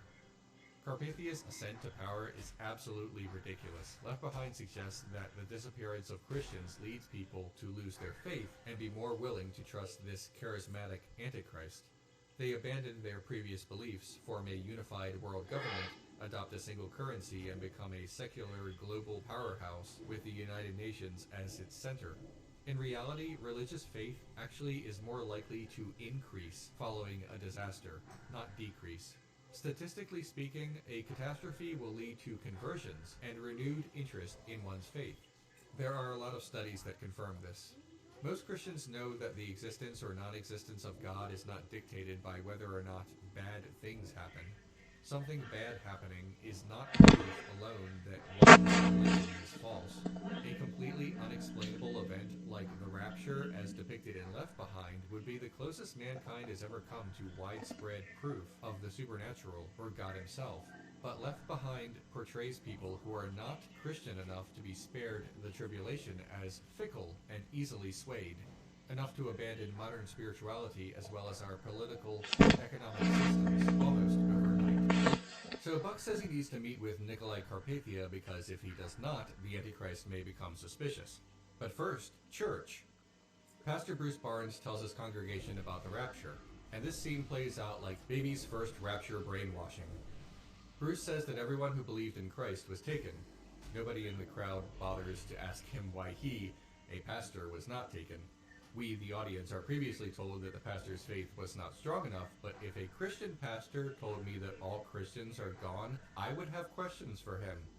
Anyway, in spite of Bruce's unworthiness, he is eminently qualified to tell others how to live. Bruce tells the crowd that the Antichrist will preach peace, and then reveals that Carpathia is that Antichrist.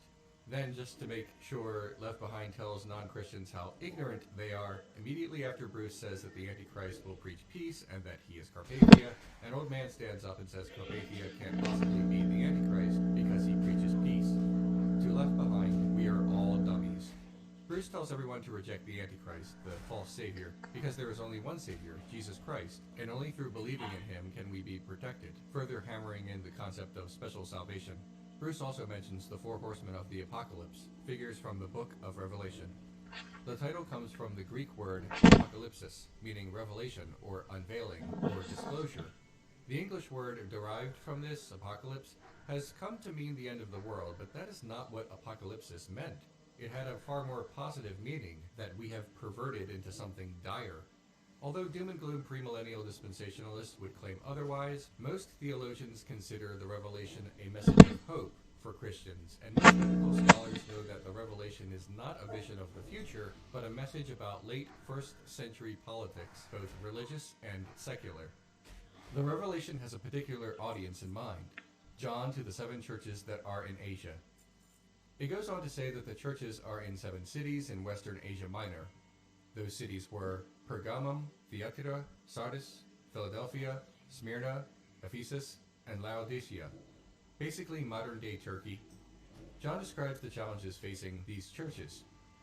In the 1st century, persecution of Christians was local and sporadic. It was not widespread, because neither were the Christians. In the Acts of the Apostles, remember that Paul was able to work freely sometimes, and sometimes not so much. Roman officials had concerns over Christianity, less for spiritual reasons and more for political reasons. Calling Jesus Christ the Messiah had political overtones, revolutionary overtones. The author of Revelation claimed that there was persecution in Smyrna, but said that other cities had other challenges. For a couple cities, the author had concerns about assimilation, idol worship, and feasts related to Greco-Roman gods. Another church was complacent, and so forth. In the chapters that follow, the author, who calls himself John, sees a lion who is meant to represent Jesus Christ, and then the lion becomes a lamb, meaning a sacrificial animal, a reference to Christ's sacrifice. In Revelation, God is a creator, not a destroyer. Premillennial dispensationalists pick apart bits and pieces of Revelation to bolster their vision of the future, but the book of Revelation is not a vision for the world, a prophecy for 20th or 21st century Christians, so far removed from the creation of the text. The book of Revelation is a message with a very specific audience, Christians in these 7 cities, and uses fanciful allegorical language to make its point about assimilation, about complacency, about persecution, concerns that the early churches had. It was a warning about these things, but it was also a message of hope that such concerns could be overcome with vigilance and also with God on their side. When Revelation was written, it was common for the citizens of the Roman Empire to treat their emperor as divine. To Christians, this was blasphemous. Also, they found the justification for this out of touch with their beliefs. The ability for a Roman emperor to conquer through warfare was seen as something granted by the gods. If Rome is able to conquer, then the gods must deem it so. In Revelation, John attacks this notion by showing the Lamb conquering through sacrifice. Only the beast conquers through warfare. The beast of Revelation is a way for John to insult the Roman emperor and condemn his violent conquests. John says the Roman conquest is a monstrous beast, not something to glorify. Through this, John is asking the people of the seven churches a question. Will you follow the path of the beast or the path of the Lamb? It is absolutely essential to understand the time and place in which the writer of Revelation lived. The book is generally believed to have been written towards the end of the 1st century. That means it was written after the year 70 AD when the Romans destroyed Jerusalem and its temple. The writer of Revelation speaks of a new Jerusalem, a heavenly Jerusalem. This is meant to give hope to dispirited Christians who were mired in political unrest. Premillennial dispensationalists sometimes take this vision of a new Jerusalem and twist it to mean that modern-day Jerusalem is part of their end times theology. In reality, this new Jerusalem in Revelation is supernatural, divine, not terrestrial. A simple reading of the text shows this to be so. The 1st century writer of Revelation is not making a prophecy about the 21st century Middle East. He is giving basic instructions to the early Christian communities of 7 cities in a very specific corner of the world, and also telling them not to give up on their faith. Revelation is not about the rapture or other end times nonsense. John's statement that the time is near is not about impending doom, but simply to be taken literally. Act now. Do not be complacent. Embrace your faith and do not conform to the empire's customs and spirituality. Left Behind cast Nikolai Carpathia as the beast or the Antichrist. Remember, the Antichrist is not really part of the Bible, and the beast is just figurative. It's allegorical.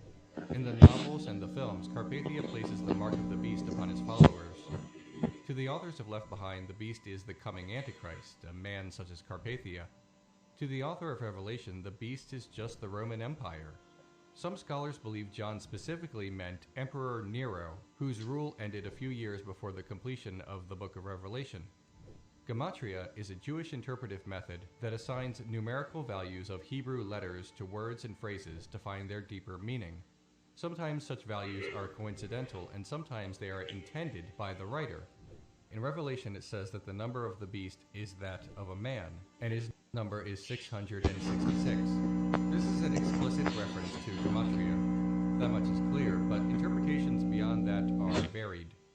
The Nero interpretation works like this. In Hebrew, Neron Caesar, or Nero Caesar, has a numerical value of 666. Tradition says that Peter and Paul were said to be martyred during his reign. If the identification of Nero is correct, it would also explain why some manuscripts, especially earlier ones, have the number of the beast as 616, because when Nero Caesar's name is spelled in Latin, the numerical value is 616. When using Gematria, both add up. The number of the beast is not some prophecy of a future world leader's name.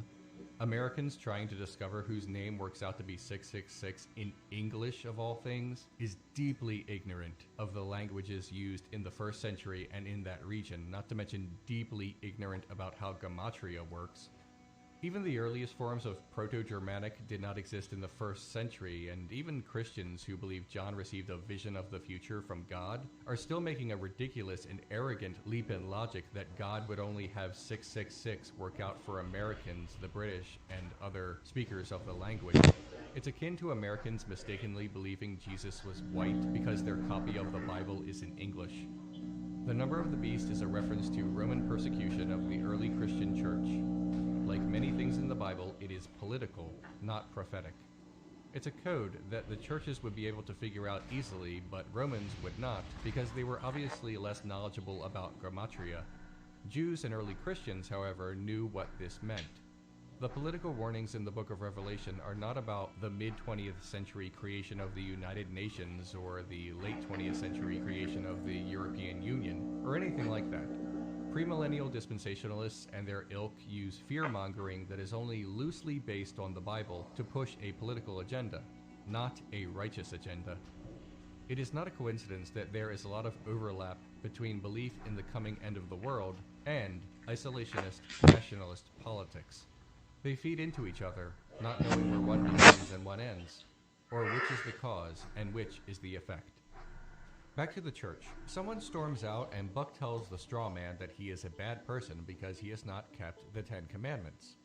Buck, and by extension the creators of Left Behind, are making the assumption that without God, there is no goodness, and that only God, specifically the Christian God, creates the standards of what is and is not good. To the audience of Left Behind, this is very matter of fact, but to everyone else, it's a bizarre assumption.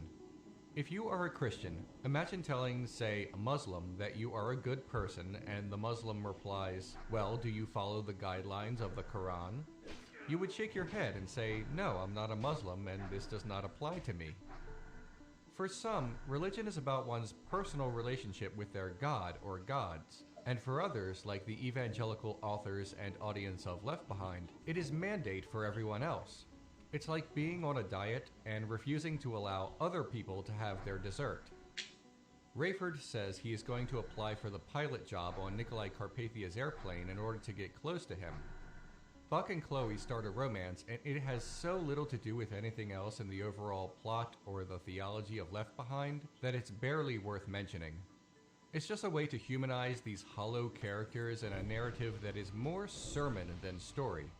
Buck has a meeting with Carpathia. The Antichrist says that the United Nations is assuming control of the world's media. This is beyond ridiculous and stretches suspension of disbelief so tight that it snaps. Even after an incredible disaster like the Rapture, the world would not universally give up its press rights. Not only for the reasons of sovereignty, but also because there is so much money tied up in it. In the novel series, Carpathia has a similarly ludicrous plan. He wants to purchase every major newspaper, magazine, radio station, and television station in the world. You know, the first couple novels are from the mid-90s because that would still leave the primary source of news and information unattended, the internet. Carpathia may have a fortune, but that would still be impossible. Simply trying to corner the market in a single American city would land Carpathia in serious trouble with the Federal Communications Commission and the Federal Trade Commission, not to mention facing resistance from powerful news magnates and the simple fact that powerful corporations could merely refuse. This is how Tim LaHaye views the world, and specifically the United Nations, misunderstanding it as potentially all-powerful and something that could overrule sovereignty and international financial systems. Left Behind does not take place in some fantasy world. It takes place in the near future of the same Earth that LaHaye and Jenkins inhabit. Why do they do this? Well, the authors want to show that the alleged biblical prophecies that they assure us will be fulfilled any day now require as a condition of that fulfillment that the UN is something completely different from what it actually is. So the UN in Left Behind is so radically different from what it truly is in the real world because the authors of Left Behind needed to be for their phony prophecies to have any weight. There's an old story, or joke. A man walks into the forest and sees circles painted on trees and arrows in the center of the circles. The man finds the archer, impressed with his skill in always hitting the target, and asks how he does it. The archer says that he shoots the arrows first and then draws the target around it. The authors of Left Behind more or less do the same with their prophecies. They don't hit the target, they fire and then create the target afterwards. They create a prophecy about something, invent the characters or institutions, and then claim accuracy by using their invented characters and institutions as evidence. LaHaye specifically is a conspiracy theory nut, and a firm believer in worldwide global manipulation by the Illuminati. Yes, he once wrote, "I myself have been a 45-year student of the satanically inspired, centuries-old conspiracy to use government, education, and media to destroy every vestige of Christianity within our society and establish a new world order. Having read at least 50 books on the Illuminati, I am convinced that it exists and can be blamed for many of man's inhumane actions against his fellow man during the past 200 years. Yeah, sure thing, Mulder." Carpathia wants to create a singular religion, mocking Christianity as divisive. This is how far-right Christian groups in America see themselves, under attack, despite being in the majority, whereas the minority religions are the ones to be discredited. More on all of that later. There is so much more bad movie to get through. Rayford Steele, now captain of Carpathia's airplane, kisses the hands of the Antichrist. Steele sees Carpathia's true form. Why doesn't Carpathia know about Steele's intentions? Doesn't he possess supernatural powers? Buck and Rayford discover that Ben Judah, the world's greatest religious scholar, is going to announce that Carpathia is the true Messiah.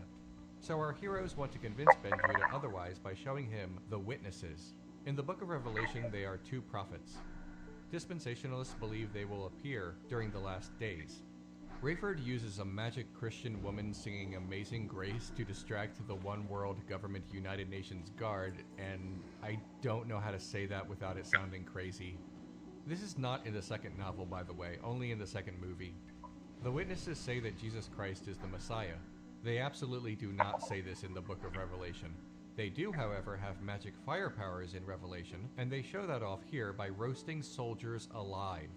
This convinces Rabbi Ben Judah in the authenticity of Jesus Christ as the Messiah and Son of God. Seems like a good a time as any to broach the uncomfortable topic of anti-Semitism in Left Behind. As the Tribulation Force grows in strength in the novels, Buck and company are joined by converts from Judaism who become main characters in the series.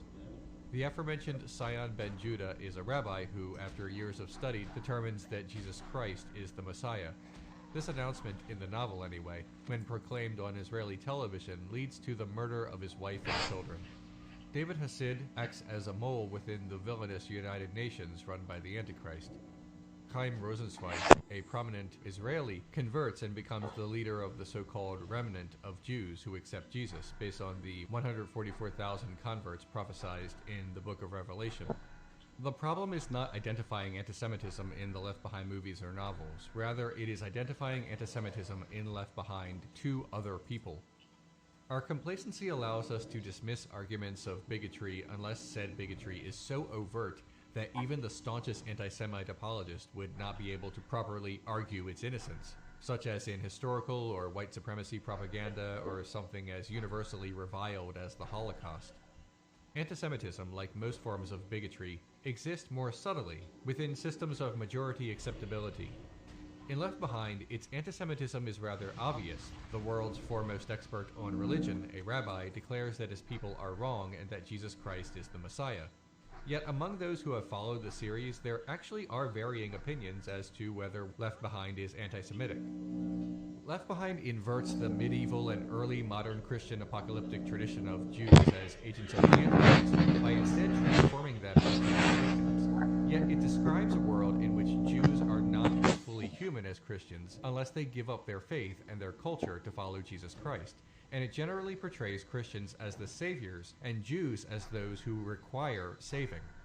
Rosenzweig and all the major Jewish characters in the Left Behind film series, and best I can tell, the more extensive novel series, are Israelis, not Americans. There is mention of American fundraising for rebuilding the Temple of Jerusalem, but it is said by an Israeli rabbi in Tribulation Force. The novel, not the movie. In the chronological final novel, the sole surviving named African-American character wonders if America can finally become a Christian nation, making the exclusion of Jewish Americans from both the novel series and films that much more clear in its intent. While the inclusion of any characters of differing faiths might seem superficially inclusive, it is only the conversion of the Jews that is essential to Left Behind's prophecy.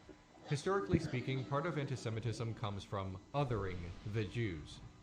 For a long time, they were without a proper homeland. The aforementioned kingdoms were prized by other competing powers and were invaded and conquered. Immigrants in a foreign land generally face challenges of assimilation, but the combination of this and the fact that their home was conquered and utilized their own language created a lot of mistrust of people native to countries in which exiled Jews dwelt, such as Alexandria in Egypt in 3rd century BC. Egyptian priest Manetho infamously spread anti-Semitism in his writings, and this was retold by Greek writers who may or may not have shared his opinion.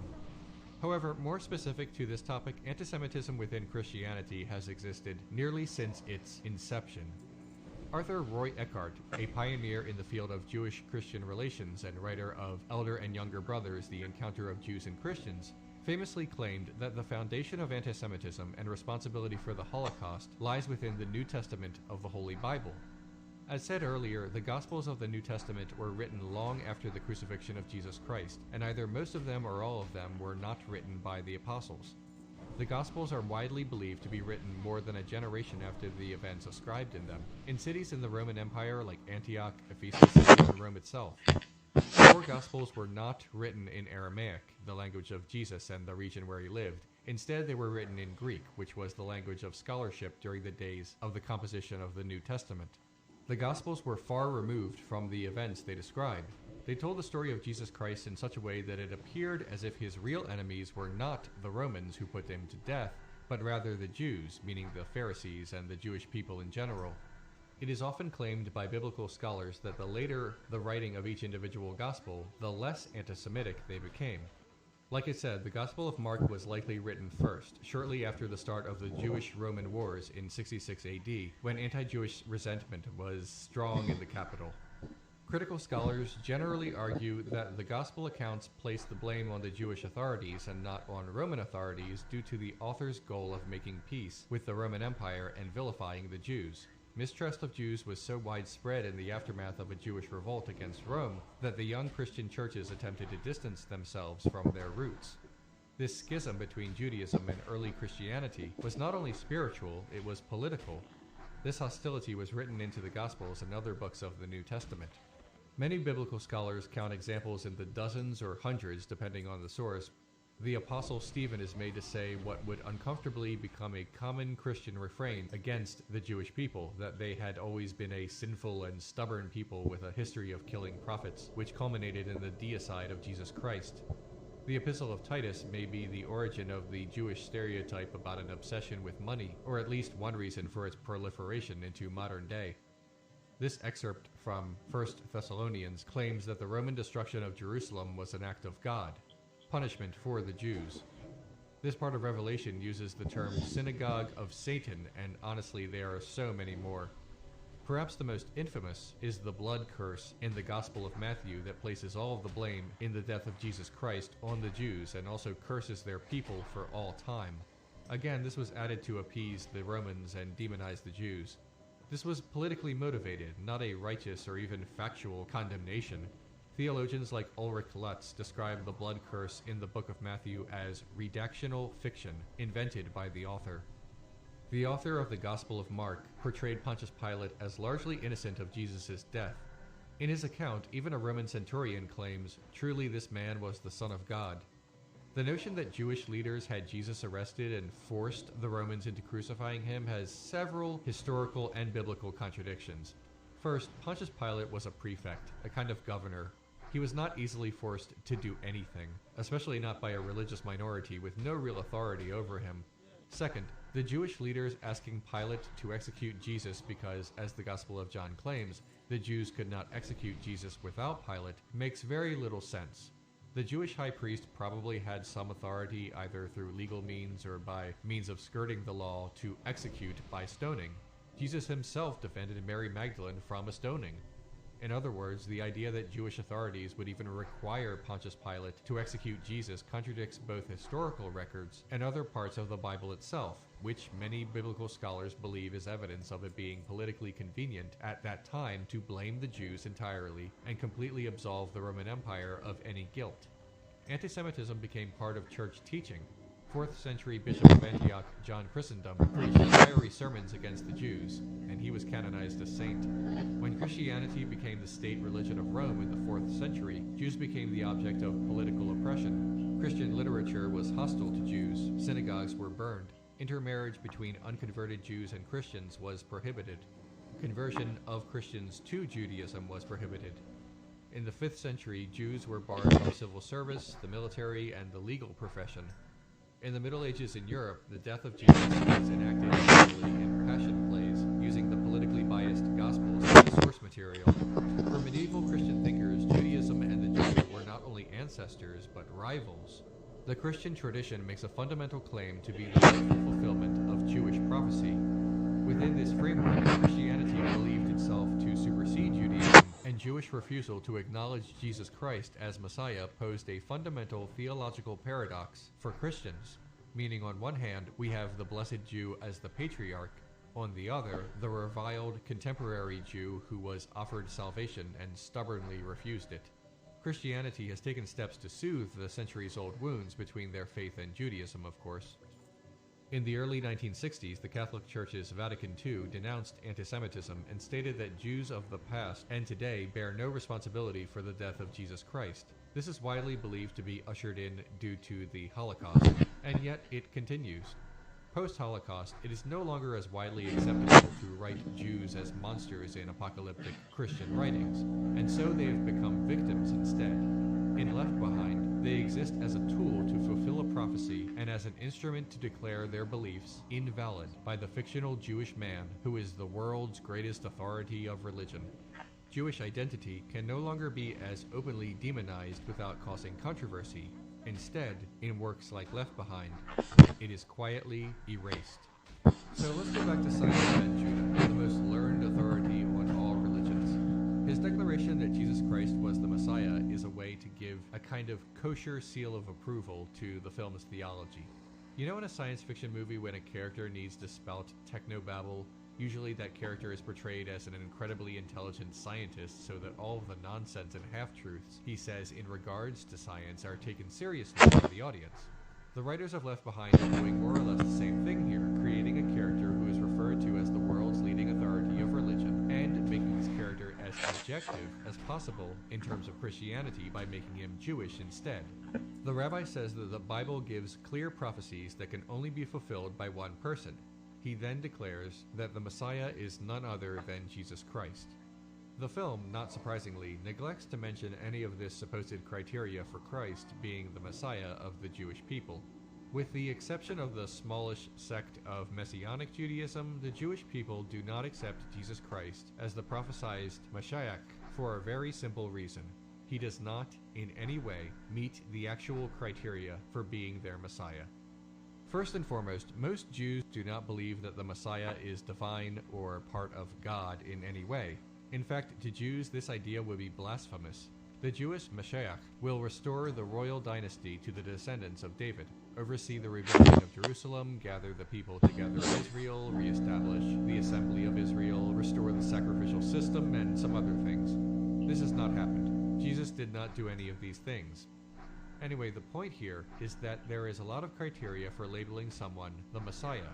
He must, for example, be a descendant of King David, which Jesus was not.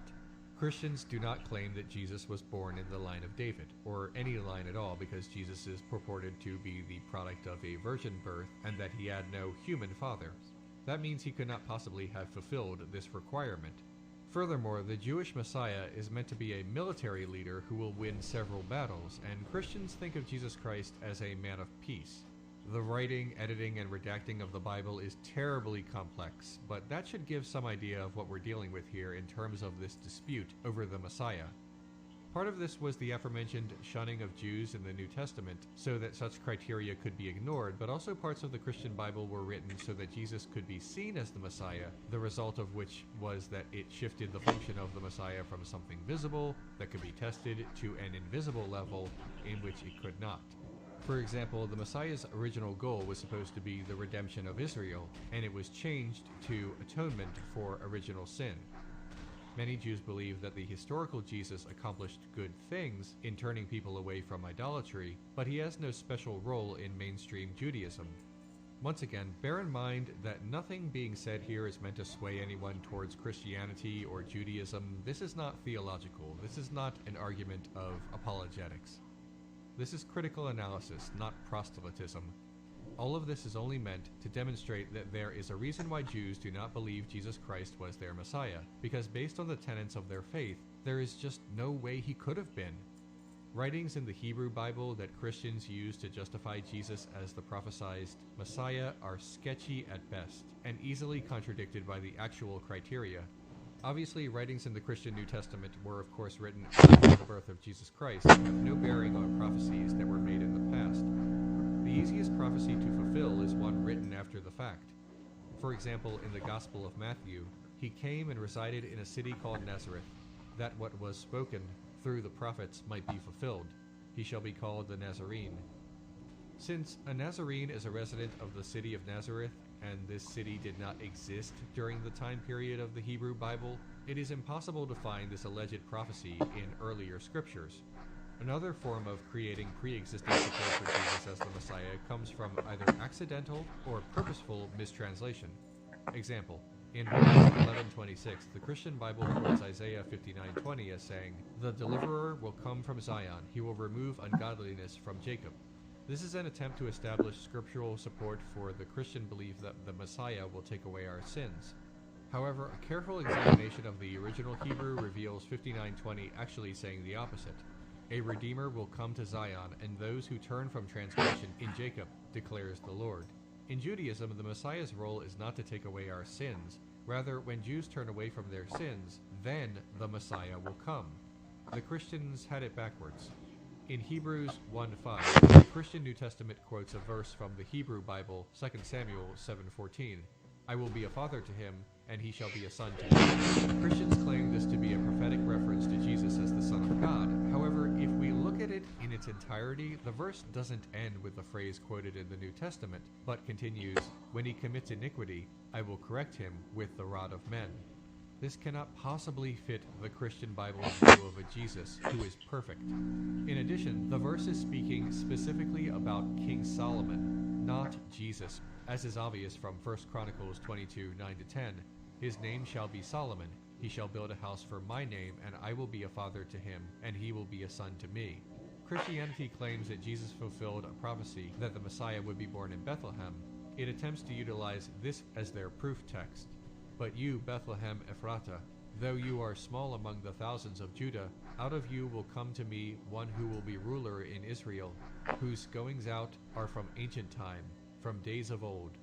This verse is not a prophecy that the Messiah will be born in Bethlehem. The passage actually states that it has been preordained that the Messiah would be able to trace his roots back to Bethlehem. But this is consistent with the statement that the Messiah will be a descendant of King David, who was from Bethlehem, as seen in the book of Samuel. There is a lot more, but in hopes of not belaboring the point, let's sum up. The term Mashiach literally means the anointed one, and refers to the ancient practice of anointing kings with oil upon assuming the throne. The word Mashiach does not mean Savior or Son of God, yet Christians do claim that Jesus was all of these things: the Savior, the Son of God, and the Messiah as prophesied by the Jews. It is not offensive to say, I believe Jesus Christ was the Messiah, or I do not believe Jesus Christ was the Messiah. That is not the issue here with the Left Behind movie. The issue is that playing the role of the man who suddenly convinces the entire world of the rightness of Christianity with a rabbi is a deliberate attempt to undermine Jews and propagate the notion that Jews need to convert to Christianity. Jews are often confronted with anti-Semitism that follows this line of thinking. Where is your Messiah? They are asked mockingly. In addition, it not only evangelizes about the Christian faith, but attacks the Jewish faith by doing this. Generally speaking, Jews do not believe what this Jewish character in Left Behind is saying. His inclusion in the Left Behind novels and film series is both purposeful and clearly anti-Semitic. As an aside, it's not strange in the religion of Judaism that the Messiah has not come. The Hebrew year 6000 marks the latest time for the initiation of the Messianic age. This is nightfall of September 30th, 2239 until nightfall of September 17th, 2240. It's a kind of deadline by which the Messiah must appear. Anyway, Sion ben Judah does not care about any of this. He stops in the middle of his speech to make sure the crowd knows that the Messiah must definitely be a man, in case any women in the crowd were hoping for a progressive plot twist, and then announces that Jesus Christ was the Messiah, not Nikolai Carpathia, and certainly not what the Jews actually believe, that the Messiah simply has not come yet. Ben Judah lists something related to actual Messiah prophecies, the aforementioned Bethlehem thing, but then just starts mentioning things that happened to Jesus that are not prophesied in the Hebrew Bible at all. The novel is more detailed, giving some of the aforementioned revisionist after-the-fact prophecies, but it's all nonsense in general. Left Behind traffics in its own weird mishmash of phoniness. See, there is mainstream Christian apologetics about why Jesus was the Messiah despite all of the irregularities, and then there is Left Behind, which just pulls non-canonical nonsense out of nowhere and hopes the audience is ignorant enough to forget their Bible verses. So Ben Judah says Jesus Christ is the Messiah, and tells the crowd, presumably mostly Jews since this is happening in Israel, to turn to God's faith. To summarize, this rabbi character, written by Christians, told the Jews of Israel to abandon their faith and their culture. In the movies and the books, I guess a lot of them do. After all, these are left behind Jews. That means that in the minds of the authors of the novels and the creators of the films, Jews are just misguided souls who need to convert to the one true faith. After the announcement, Carpathia is understandably upset and vows that this is not the end. Well, of course not. There is still another movie in the timeline. Early in the third movie, President Fitzhugh and his vice president have a conversation that reinforces the nationalist and anti-globalist worldview of the authors of Left Behind. The vice president is concerned about the United Nations and the fact that America stepped out, whereas the president believes that a world dedicated to peace and tolerance is more important than one country. Now, in any other movie, the president's view would make him heroic and selfless. He has dedicated his life to world peace even at the cost of his own power. But in Left Behind, he is portrayed as naive. To Left Behind, world peace must be a sign of the end times. Racial harmony is a portent of doom. Global unity is a false flag, a preamble to an invasion of America by none other than the Antichrist. The vice president dies a martyr before he can prove the invasion, if anyone had any misconceptions about his role and how he is meant to be the voice of the authors of Left Behind. Buck and Chloe get married in a double ceremony with Chloe's father, Rayford, and his new bride, which is weird and awkward. President Fitzhugh meets with Carpathia, who says, "Thank the gods," which I suppose is the movie's way of reasserting monotheism. If the Antichrist says gods, and the Antichrist is always wrong, then the Christian God is the only one. President Fitzhugh kidnaps Buck, puts a gun to him, and asks him to renounce Jesus Christ. Yeah, more of this. Buck does not, and now the president can trust him. Buck shows him a Bible verse about pestilence, believing it refers to the biological weapon that Carpathia is planning to use. Buck reveals that Carpathia is the beast of Revelation. Remember, believers in a singular Antichrist believe that the beast and the Antichrist are the same thing. Buck says the Antichrist cannot be killed, which is an odd statement without context, because in the book of Revelation, the beast is defeated and thrown into a lake of fire, but why be precise when you can be vague and inaccurate? The president makes a good point. The tribulation forces have created a vaccine for the biological weapon, this pestilence referenced in the Bible, but what about the earthquakes and tornadoes that Buck mentions? Well, Buck says he can't make a vaccine against a tornado or an earthquake. Okay, true, but they are still going to happen, right? Does Buck think that Carpathia is going to create a tornado or earthquake with technology? Does he think that Carpathia has a weather machine like a James Bond villain? Is he going to conjure an earthquake with magical devil powers? And if so, why doesn't he just do that instead of the pestilence that relies on science to create it? Left Behind creates scenarios that seem plausible when connected to the Bible, but scenarios in the Bible that seem implausible don't happen. This grounds essentially in real-world events so that believers can claim it is not only plausible, but currently happening, like with the advent of the United Nations. If Left Behind were about literal dragons bursting out of the ground and a villain with horns on his head and goat feet, it would feel like fantasy. Instead, Left Behind creates a global conspiracy that its believers can imagine happening behind the scenes in smoke-filled rooms. And no, it's not just a budget limitation of these films. The novel series begins and progresses much in the same way. President Fitzhugh discovers that the pestilence will be spread, no kidding, through Bibles. Unsuspecting Christians who read the tainted Bibles will be infected and die, and yes, this is actually a plot point in a movie. This feeds into real-world fears among socially conservative Christians in America that they, as the majority religion in the country, face comparable or even worse discrimination than minority religions. That is not how power structures work, of course. Society generally establishes systemic power in the majority. This is a misconception that is widespread. A 2016 poll by the Public Religion Research Institute states that nearly half of Americans believe that discrimination against Christians in America is as common as discrimination against African Americans and other minorities. The poll actually found it more likely that conservative Christians would discriminate in favor of other Christians. In other words, against non-Christians. 46% of those surveyed said immigration from Mexico and Central America has been too high in recent years. When asked the same question about immigrants from, quote, predominantly Christian countries, unquote, Only 10% of people said immigration has been too high. This exposes their own discrimination because it is essentially the same question phrased two different ways.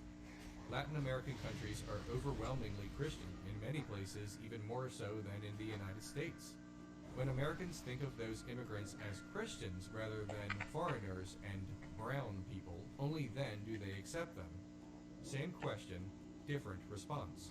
So a great number of American Christians believe that they are discriminated against as much as or more than racial minorities or religious minorities, but roughly the same percentage believes immigration from Mexico and Central America is too high, but they don't believe Christian immigration is too high, even though that is nearly the same thing. Yeah, the bias is both racial and religious. Attitudes towards Muslims in America are much, much worse, and disprove the idea that Christians are discriminated against as much as or more than religious minorities. Even though some Muslims have been in the United States for longer than many of the Protestant and Catholic descendants of German, Irish, and Italian immigrants, most Americans still believe Islam is, quote, at odds with American values and way of life, unquote.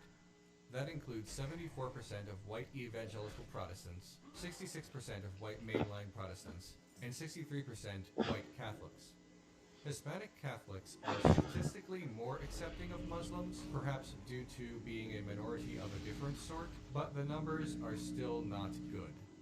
People with some denomination of Christianity constitute a staggering 71% of the United States. But since some churches struggle with attendance and many young people do not identify with any particular religion, those who believe that America must be a Christian nation, like the creators of Left Behind, feel their hold on a multicultural country slipping ever so slightly. Not very much, obviously, but enough that they may one day have to share a little power. Someone once said, "When you're accustomed to privilege, equality can feel like oppression." When then-candidate Donald Trump met with more than 1,000 predominantly evangelical leaders in New York City in June of 2016, out of tens of thousands of questions, religious liberty was the primary concern. But when conservative Christians like these evangelicals, many of them statistically speaking premillennial dispensationalists, say religious liberty, what that really means is the ability to use the law and Christian majority in America to limit the liberty of others. Not surprisingly, among the most notable Christian activists and public figures have been premillennial dispensationalists. The late Jerry Falwell, Ray Comfort, and John F. MacArthur, to name a few. At the risk of belaboring the point, religion and politics are intertwined. Christianity is influenced by politics, and also itself influences politics. It's a cycle. Left Behind and its message is not simply a concern among Christianity, but a concern among all Americans, because everyone in the country faces consequences from the apocalyptic beliefs and subsequently influence in politics from this theology. If church attendance is down, sell Christianity in books and movies, they say. The problem is that while a church might temper some of its views with heart and forgiveness, and also have qualified people making the sermons, the most popular Christian media is made by amateurs and people with bad ideas. When I was young, after Mass, my priest would stand in the doorway, shake hands with us as we left, and sometimes discuss his sermon with the parishioners in case they had any questions. When I was an altar boy, I could discuss faith with my priest before and after services. With entertainment, the author is distant and not subject to direct questioning by the audience. Jerry B. Jenkins closes himself off in his Christian Writers Guild, an organization he owns, and Tim LaHaye passed away in 2016. The influence of their work cannot be overestimated. The best-selling novel series has 16 books in the main series, and almost 50 spin-off novels, not to mention the film trilogy and 2 reboot movies. Speaking of which, let's finish off the plot of the trilogy and wrap this up. Fitzhugh confronts Carpathia, but the president is shoved out a window. He miraculously survives, leading Carpathia to imply that God saved him. So, okay, God can intervene in the events of the tribulation to give Christians the upper hand. Why doesn't God just stop Nikolai Carpathia altogether? Any answer to that would have to take the form of a theodicy, or argument for why evil exists if God is both all good and all powerful. It's called the problem of evil. To avoid the paradox, Christian apologists often conclude that God may not be all good or all powerful, or that God allows evil to exist to allow greater free will among human beings, like a creator who winds up the universe and then allows it to progress with involvement from himself. For many Christians and other theists, these answers make the most sense. There is a lot in the Bible that humanizes God's power and complicates the rightness of God's actions. However, in premillennial dispensationalist thought, God is actually deeply involved in the affairs of humankind, even more than actually in the Bible. The rapture is a worldwide event that is caused by God himself. So for premillennial dispensationalists, God has both the power to protect Christians from the rapture and the goodness to do so, but either does not have the power to stop the Antichrist on his own, or the goodness to stop the Antichrist. Premillennial dispensationalism becomes more and more tangled the more one thinks about it because it rejects the most understandable theodicies, the most common answers to the problem of evil in philosophy, and instead just kind of wings it and hopes nobody notices. Premillennial dispensationalism assumes its believers are not ones to question.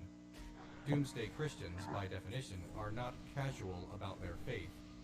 Back to the World War III breaks out. It just does. And President Fitzhugh confronts Carpathia again, and this time he launches a missile into his office to kill both himself and Carpathia. Back at Christian headquarters, Chloe discovers the cure for the biological weapon is communion wine, because of course it is. And Nikolai Carpathia is not dead. Sequel baiting a movie that never came to be. Years after the trilogy ended, they tried to reboot Left Behind for modern audiences. First with the Nicolas Cage Left Behind film that was understandably a critical disaster and barely broke even. And the second reboot aimed at teenagers went completely under the radar. Left Behind looked like it was about to finally fade away after the passing of Tim LaHaye, but in 2017, Cloud 10 Pictures co-founder Paul Lalonde announced that he had purchased the film rights to the entire Left Behind novel series and plans 6 to 8 films. Honestly, whether this happens or not, the damage has already been done. Let's summarize. Left Behind is wrong in both senses of the word. In the inaccuracy of its information and the immorality of its content and beliefs. Left Behind is wrong because the myth of the rapture is a misunderstanding of Scripture. Left Behind is wrong because the Bible was written by many sources over the course of centuries, and not by someone with a singular end game. Left Behind is wrong because the Antichrist does not exist. Left Behind is wrong because its exclusionary politics teach conservative Christians to mistrust non-Christians. Left Behind is wrong because the book of Revelation is a message of hope, not doom. Left Behind is wrong because it teaches anti-Semitism. Left Behind is wrong because it twists the Bible to both support its claims and cast Jews as misguided or worse. And finally, Left Behind is wrong because it lies to Christians about their numbers and their place in the world. The Holy Bible can be challenging to understand. It was written over thousands of years and by different people with different agendas, some of which purposefully contradicted earlier authors to better suit what they now wanted people to believe. So it is tempting to create a system to make sense of it. That's what the rapture is, but there is no passage that truly reinforces their belief. Not only the belief that the rapture is coming, but even the belief that the authors of the Bible thought the rapture was coming. No biblical author ever wrote about Christians snatched away from earth before 7 years of tribulation for those left behind. It is a distortion of millennia of history and faith. In the end, it is a mistranslation, not a translation of God. Hi everyone, this feature-length video took the better part of 2 years to complete. A year dedicated to research and the rest of the time towards writing, recording, and editing. If you appreciate my work, please consider clicking on the orange Patreon link below. That's how this show happens. Also, please subscribe and click the notification bell so that you never miss an episode.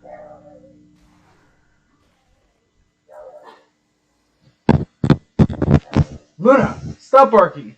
This video is sponsored by Raycon, earbuds that give you premium sound Luna! without the premium price. You can go to buyraycon.com/Quinn now to get 15% off your first order.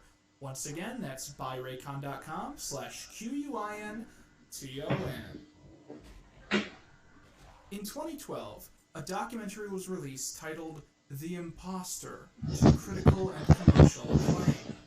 The story follows the life of French con artist Frédéric Bourdin. In 1997, Frédéric managed to convince American officials that he was actually Nicholas Barclay, a 13-year-old from Texas who had gone missing 3 years earlier.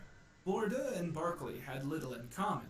Bourdin's eyes were not the right color, and he had a noticeable French accent, implying that he had been in the country for more than 3 years. Despite this, he was able to convince the family of the missing child that he was, in fact, their little boy. He was shipped to America and lived as 17-year-old Nicholas Barclay for the next 5 months, before his coup was discovered by local officials. In the documentary, heavy scrutiny is put on the family for this. How, it is wondered, could they blindly accept that this 24-year-old Frenchman was their missing teenage son, when all evidence suggested otherwise? Why would they give him plentiful information about their family tree, which he then used to trick American officials into believing his story? Was it possible they knew all along that this couldn't be their son, and that they had ulterior motives in helping support his story? Throughout the story, Frédéric recalls feeling scared of the family, as he realized that there was something afoot that they just weren't telling him. It was possible, he realized, that the disappearance of Nicholas Barclay was caused by one of the members of the family, and that they knowingly fed into his fib in order to give themselves an alibi, as if they wanted police to believe that their son was still alive, so his disappearance would not be properly looked into. Extensive doubt is then put into the lives and stories of every member of the Barclay family, and great speculation is made over which one of them was most likely to commit murder. And then, in the final moments of the film, a small detail is lightly dropped in our laps. Frédéric Bourdin is a pathological liar. He's a man who not only impersonated a missing child, but then went back to France and did it a second time, and then a third time, and then a fourth time. Alongside this, he would constantly attempt to provide fake leads about other missing children to other grieving families, even while sitting in prison for previous attempts at this, and all of this because he craved attention. When this is revealed literally moments before the credits roll, you end up feeling mad about how this documentary has presented all of this. Why have the filmmakers left out this crucial detail and tricked us into believing that this random grieving family with a missing 13-year-old son were actually the bad guys in this story of this horrible, horrible monster? I think about this a lot, and the answer I've come to is that The Imposter shouldn't be looked at as a commentary on cold cases or tragedies or anything like that that you might otherwise expect, but instead as a piece that asks you to question the very format you have been buying into during its extensive runtime. The modern documentary style of choosing a voice, a key person in the story, and latching onto their perspective obsessively as the one worth telling, even if it happens to be the most empirically untrustable one in a story. Stop. Rewind.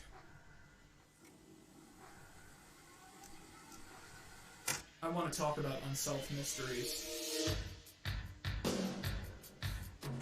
I've wanted to talk about this show for a very long time, and that's the case for a lot of reasons. Unsolved mysteries influence the future of television and general informational media in a way that's almost impossible to measure. Pretty much any true crime documentary show that you can watch today, Forensic Files, The First 48, Sex and Murder, Forensic Files 2, Forensic Files 3D, they all have unsolved mysteries to thank for the basic genealogy of their content. Now, there are two ways to look at unsolved mysteries, both equally valid but slightly mutually exclusive. Here's take one. Unsolved Mysteries was an attempt by NBC to use the massive power and influence of television to solve crimes and cold cases around the country. This was back when the world was generally unconnected, and it was pretty easy to commit a crime in an obscure place and then simply slip off and start a new identity without anyone raising an eye. Unsolved Mysteries thus took these cases and elevated them to worldwide recognition. Tuning in for the show became a common occurrence for people of all ages, as audiences became obsessed with the idea that they could help solve a mystery. And in enough cases for it to be impressive, the show's broadcasts did lead to the identification and arrest of dangerous people all across America. Unsolved Mysteries was a project made by investigators with the goal of bringing people together and accomplishing great things. Fugitives were brought to justice, families were reunited constantly, time and time again. The show, overwhelmingly, had a positive influence on the world and the stories it covered. Okay, so here's take 2 about the show. Unsolved Mysteries was middle-class fear-baiting designed to boost ratings. The coverage given to any specific segment was not bound by if the story was good journalism or if it was even true, but instead by how flashy it could seem when presented within the given format. Here's a theoretical question for you. Let's say you're a director, and you arrive at a location of a supposed story for the show. However, when you look into it, you quickly deduce that everything you've been told up to this point is bunk. Either the story is a massive hoax, or it's been overwhelmingly solved ages ago, and people just don't find the answer satisfying. Well, if that's the case, you're shit out of luck, because you work for a show called Unsolved Mysteries. You have an ultimate duty to present the story in a way that makes it seem like there is something of interest in the case. And the way that the show ultimately accomplishes this is by structuring itself off of testimony, and then choosing to never question what is said, and presumably to leave any contradictions on the editing room floor. Stories this show would report on were often so outlandish and improbable that even Robert Stack was known to jokingly roast the crew for the material that they handed over to him. Hi, excuse me. Oh, hi. How many of these chucks have you eaten already? Oh, I had a whole bunch. Why? Really? A whole bunch. Because those are Dr. Watson's love potions. Love potions? What's that? Charlie was already halfway to paradise and probably could have left Dr. Watson's love drops on the mantle. But Charlie wasn't taking any chances. Oh, chocolate hearts. In between honest investigations and criminal mysteries, the show would insert stories with hauntings, the paranormal, UFOs, and of course, these could be the most hilarious and impossible to believe, but they would keep people watching. But even many of the other stories, which are considered to be more reputable, turn out to be heavily filled with misinformation when you actually look into them. It's amazing how many episodes of the show come to conclusions with such confidence, and yet those conclusions have been made by essentially no other reputable person ever. Did you know that Amelia Earhart was captured by the Japanese and executed? She definitely wasn't, but it's a fun thing to believe in. Robert Stack once described making the show as a compromise between making theater and doing a public service. And theater just happened to be more important in most cases. And this helps hammer home the first lesson we have to understand. Most documentaries are entertainment, not journalism. The reason this can become a problem is that there isn't exactly an industry standard for documentaries to cite their sources, and yet they are traditionally treated as primary text by most people, and viewers are encouraged to not look into those topics on their own. Researching most of the cases which Unsolved once covered is close to impossible today, because everyone tends to just parrot the narrator's claims word for word, when it's entirely possible that some of those facts were exaggerated or made up on the spot. You know, a great example of this problem in action is the documentary Super Size Me. If you took a health class in the early 2010s like I did, you probably got forced to watch this thing at some point. Teachers loved it, and it's easy to understand why. The film was a disturbing and shocking voyage into how mistreating your own body can lead to terrifying results. As Morgan Spurlock forces himself to eat nothing but McDonald's every day for 30 days. But in the decade and a half since Super Size Me was released, it has become one of the most consistently doubted documentaries of all time, as almost every attempt to recreate its results have failed. In fact, many people who have imitated his stunt have actually lost significant weight. To put it briefly, it seems that Spurlock was purposefully overeating at the restaurant and trying to avoid exercise to make his results seem more sensational, as it's insisted in the documentary that he is eating more than 5,000 calories a day. The counter-documentary Fathead mocks this and points out how impossible it is to get anywhere near that with even the biggest 3-meal packages without breaking every rule in Spurlock's book. And it's funny to think about how meaningless that makes this documentary under this context. If you go to McDonald's and purposefully eat 5,000 calories worth of burgers every day, your health will decline. Whoa, no way, man, this is crazy. Our second lesson here is that most filmmakers have a gluttonous desire for people to watch their movies. The reason I've been thinking about all of this is because of the release of the recent Netflix hit Tiger King. Let's be real here. Tiger King is much like the real Joe Exotic.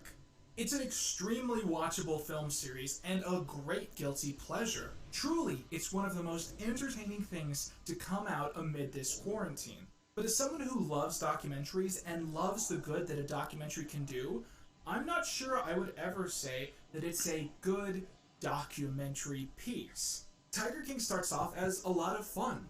You're seeing these crazy people doing all these cartoonish, backwater, eccentric things. Personally, they all ended up reminding me of a lot of people I went to school with, but didn't really know that well. And it's easy to see why people have latched onto Joe as the source of memes and deprecations.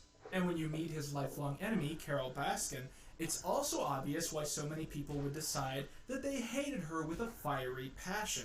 But as it goes on, this becomes a lot less funny, as you realize that these figureheads are all horrible, manipulative monsters, and that many of the people presented in the documentary suffer from mental illness and disease. The show is basically structured around presenting you a narrative, then adding doubt to that while selling another story, then repeating that process over and over again, forever. It depends largely on personal testimony from people involved, and chooses not to tell you certain details in order to work your perspective of the situation. Numerous times over the course of the documentary, it seems like someone is not telling the truth or is stretching what really happened, but there isn't really any follow-up or response. It's like the filmmakers think it's just good TV to let people lie on their platform without being challenged in any significant way. Some of the biggest revelations that's come out since the story is just how much material wasn't put into the film for one reason or another. For instance, the directors have admitted to leaving out many overtly racist moments surrounding Joe in the movie, specifically his use of slurs and various rants he went on. And the reason this had to be done, in my opinion, is that the film only really works if you start it with the slightest belief that Joe might be some sort of redneck anti-hero. It's possible to make a guy who tried to kill a woman seem approachable, but not if he's a bigot. Also left out is a lot of the character's extensive history with animal abuse, dating back all the way to 1999, when he was caught shooting a group of malnourished emu that he had offered to give sanctuary. Additional stories, like him shooting horses for pleasure, also seems to hit the cutting room floor.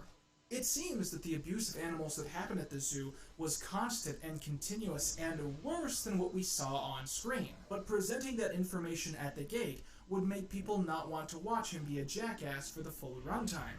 Joe's testimony is often presented without question and is treated as valid by default in an attempt to appeal to both sides of the conversation. What this means is that lies are placed into the documentary and then not questioned, leading the audience to sometimes believe them flat out by default. At the end, when Joe says that he shot and killed those 5 tigers because they were all sick and needed to be euthanized, you're tempted to believe him. And it's not until you watch the after-party episode that you learn that he definitely killed the tigers because he didn't have enough space. Literally just watching people from the story talk in an unedited fashion tells you more of the truth than watching the entire series. You know, It's fascinating to me that Carol Baskin has been branded the enemy of the internet. I think the main reason is that Carol is the kind of bad person that we all know and can understand. She's the know-it-all, better-than-you, PETA-obsessed wine mom who probably voted for Biden. But she's also the first person the film ultimately chooses to go after, eventually leading to a surreal moment where it seems like the directors are playfully acting as if vigilantism against her would actually be a good thing.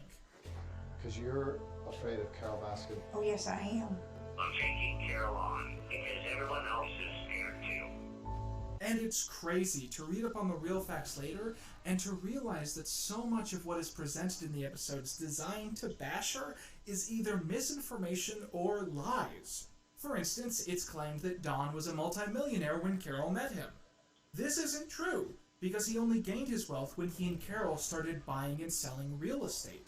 Don's ex-wife claims that the moment Don met Carol, he said he was leaving her, causing emotional disruption.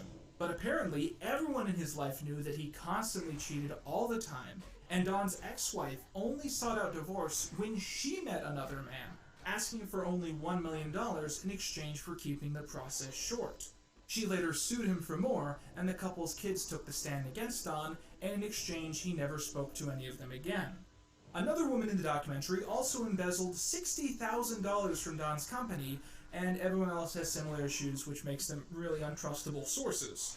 The documentary lightly glosses over the fact that Don had lost his pilot's license and had been flying illegally for years, and was terrible at it. It's also casually left out that Don was supposedly loaning money to the Costa Rica Mafia, which is a pretty crucial piece of information. I don't know, just my perspective. I think Carol had motive to kill her husband, but I think she lacked means or opportunity. It's really hard to believe she somehow got rid of the body in a way that no person has found evidence of in 10 years.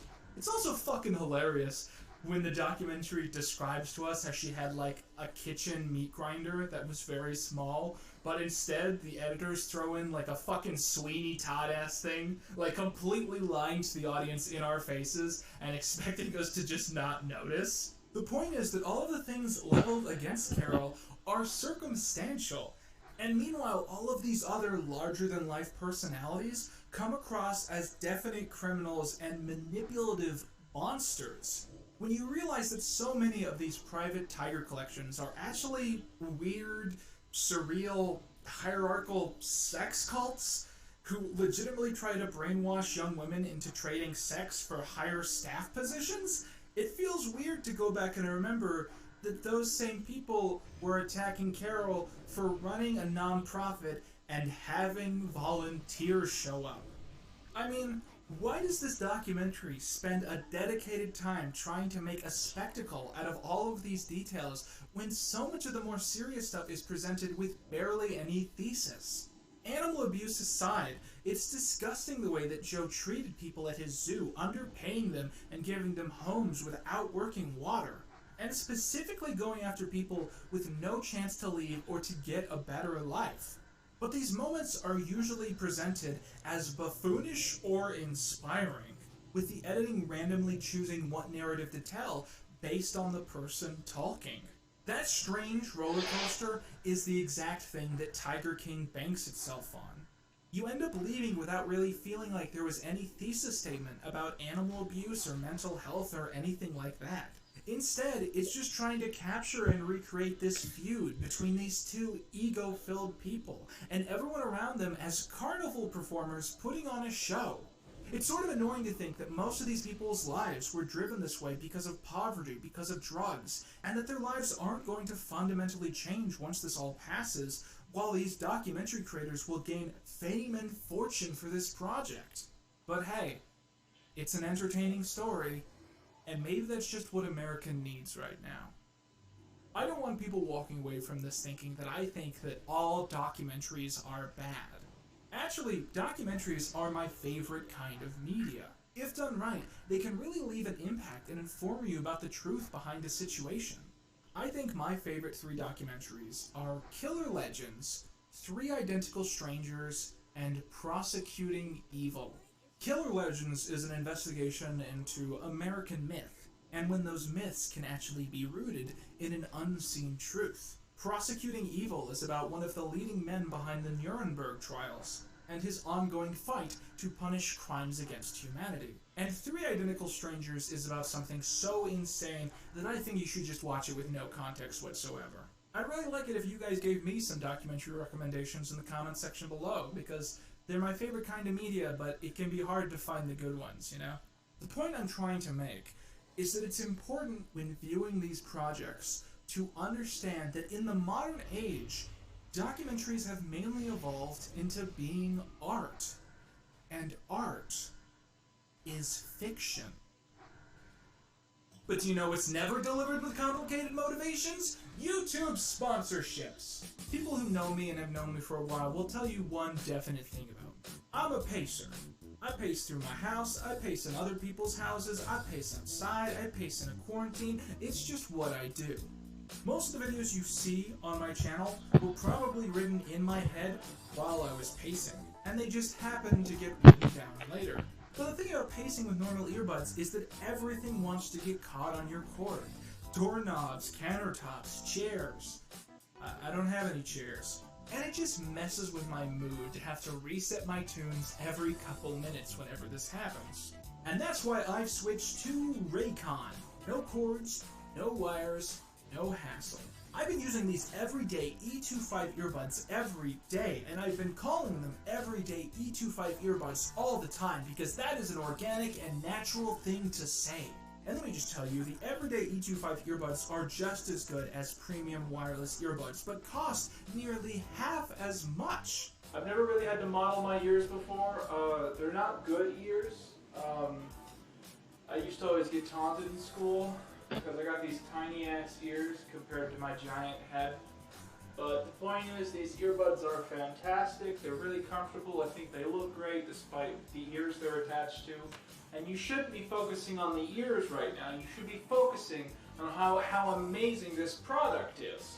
And just look at how these guys pop back into the case. Look at that. I could do that all day.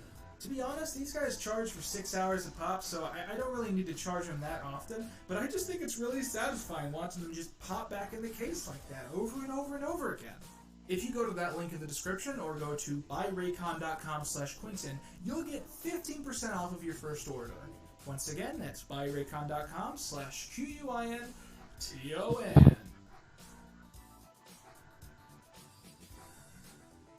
Hush, my darling, be still, my darling, the lion's on the phone. Hush, my darling, be still, my darling, the lion's on the phone. Hey, who's that playing? Hey, the guitar. Hey, we're at the end of the video. Most people probably closed it by now, but I got new Patreon goals on Patreon that I think you guys might be interested in. If we get to 666 patrons, I'm going to talk about Gorefield, and if we get to 1,025 patrons, I'm going to talk about Homestuck. I'm just going to get really into Homestuck and lose my mind. So if you want to help me get there eventually, consider checking the link out below and supporting the channel. Okay, that's all you need. Let's run through a theoretical situation. Okay, so let's say that very suddenly, and perhaps for a reason that you can't really control, you discover a huge opening of free time in your daily life. So you decide to do what you've always wanted to do. You go out back, find a patch in the backyard, and start a little garden. You don't know what you're doing, no one does at first, but this isn't for anyone else. It's just for you. So you get all the support built in, you get your seeds planted, and eventually your hard work finally pays off. And you have plants of every shape and size ready to pluck. The first week that new crop comes in, you're cooking something new, and you see that the recipe calls for 1 large tomato. And so you saunter out to your little patch and you carefully inspect every plant until you find the prime specimen of them all. The stock photo image of a perfect tomato. You go inside, you cook with it, and it's the best damn thing you've ever ate. Not even because it tastes good, but because you know it's something you created. Okay, second theoretical. It's 1 year later. You now serve 200,000 people, and every recipe you cook calls for more than a dozen tomatoes. You're using the same dinky garden with not a single thing replaced or even a helping hand. And as you go out once again to scavenge for supplies, you realize something. Your standards, as per what constitutes as a tomato, have drastically decreased over the past year. Sometimes you catch yourself throwing stuff into your pot that don't even look like what you're going for. Blinking red dog toys and bouncy balls that simply rolled into your garden proliferate your sustenance safe space. And you start to wonder, how did things get this bad? For many YouTubers, this story is more than just a silly parable. It's something we've lived through time and time again. As we grow as creators, we're expected to universally increase the scale of our output, but often without changing our base standards of production. And while we all start doing this as a hobby, we get trapped in this specific situation where we either push our spirits to the brink, or we don't get to eat that week. And if there's any one place on the internet that seems to consistently suffer from this issue, it's Top 10 YouTube. In the past decade, Top 10 YouTube is something that I've had sort of a love-hate relationship with. It's no secret that Top 10 content is often rife with inaccuracies, conspiracy theories, and plagiarism. But on the other hand, a lot of Top 10 YouTubers make incredible content, which tends to stand up very well. One of my favorite YouTubers of all time is a guy called Odd Header, who makes video game listicles about mysteries and discoveries. So it's obvious that the issues that I have with Top 10 content are not universal. However, those problems do tend to show up even in the most innocent of places. Back in the day, one of my favorite listicle channels was Channel Frederator, who randomly stopped posting about 8 months ago. These guys would make massive facts videos about popular cartoons, toting 107 facts each and every time, and these videos were really, really bad. I know that's a controversial stance because people tend to really miss these uploads, but back in the day I always found I could only watch videos about shows I didn't know anything about, because if it was a show I knew even the slightest morsel of information about, I couldn't watch the videos because they were almost always guaranteed to have something completely incorrect included. My name is Tim, and today on Channel Frederator, we're counting down 107 facts about Hey Arnold. Number 59, the original ending to the episode, Pigeon Man was a little more morbid. Instead of being flown off by birds into the sunset, Vincent would have jumped off a building and committed suicide. That particular Hey Arnold urban legend, which they just toted as a 100% complete fact when it's actually a lie, I can see believing that if you don't know how to use Google. But other times there would be incorrect things in these videos, which would be so incorrect that no one has any idea where they got this information. Number 62, if Squidward reminds you of someone on occasion, it may be because he's sometimes voiced by Dan Castanella, the same actor who voices Homer Simpson. And look, every YouTuber in the world makes mistakes. I know what it's like to rush a video out to meet demand, only to realize that you got a few basic facts wrong somewhere in the middle. But you didn't have time to make sure everything was perfect because you had to get that video out exactly when you did. So my intentions aren't to single these guys out, but more to talk about how the creative process can lower the standards of truth and make output exist on a higher pedestal than reality. And if there's any channel out there who perfectly represents the tainted nature of Top 10 content, it's Chills. On the modern internet, Chills has become somewhat of a meme legend, a content cryptid, if you will. I imagine many of you at home are already smirking at the knowledge of what we're about to experience, but others are probably saying, Quentin, who is Chills? Who is this guy?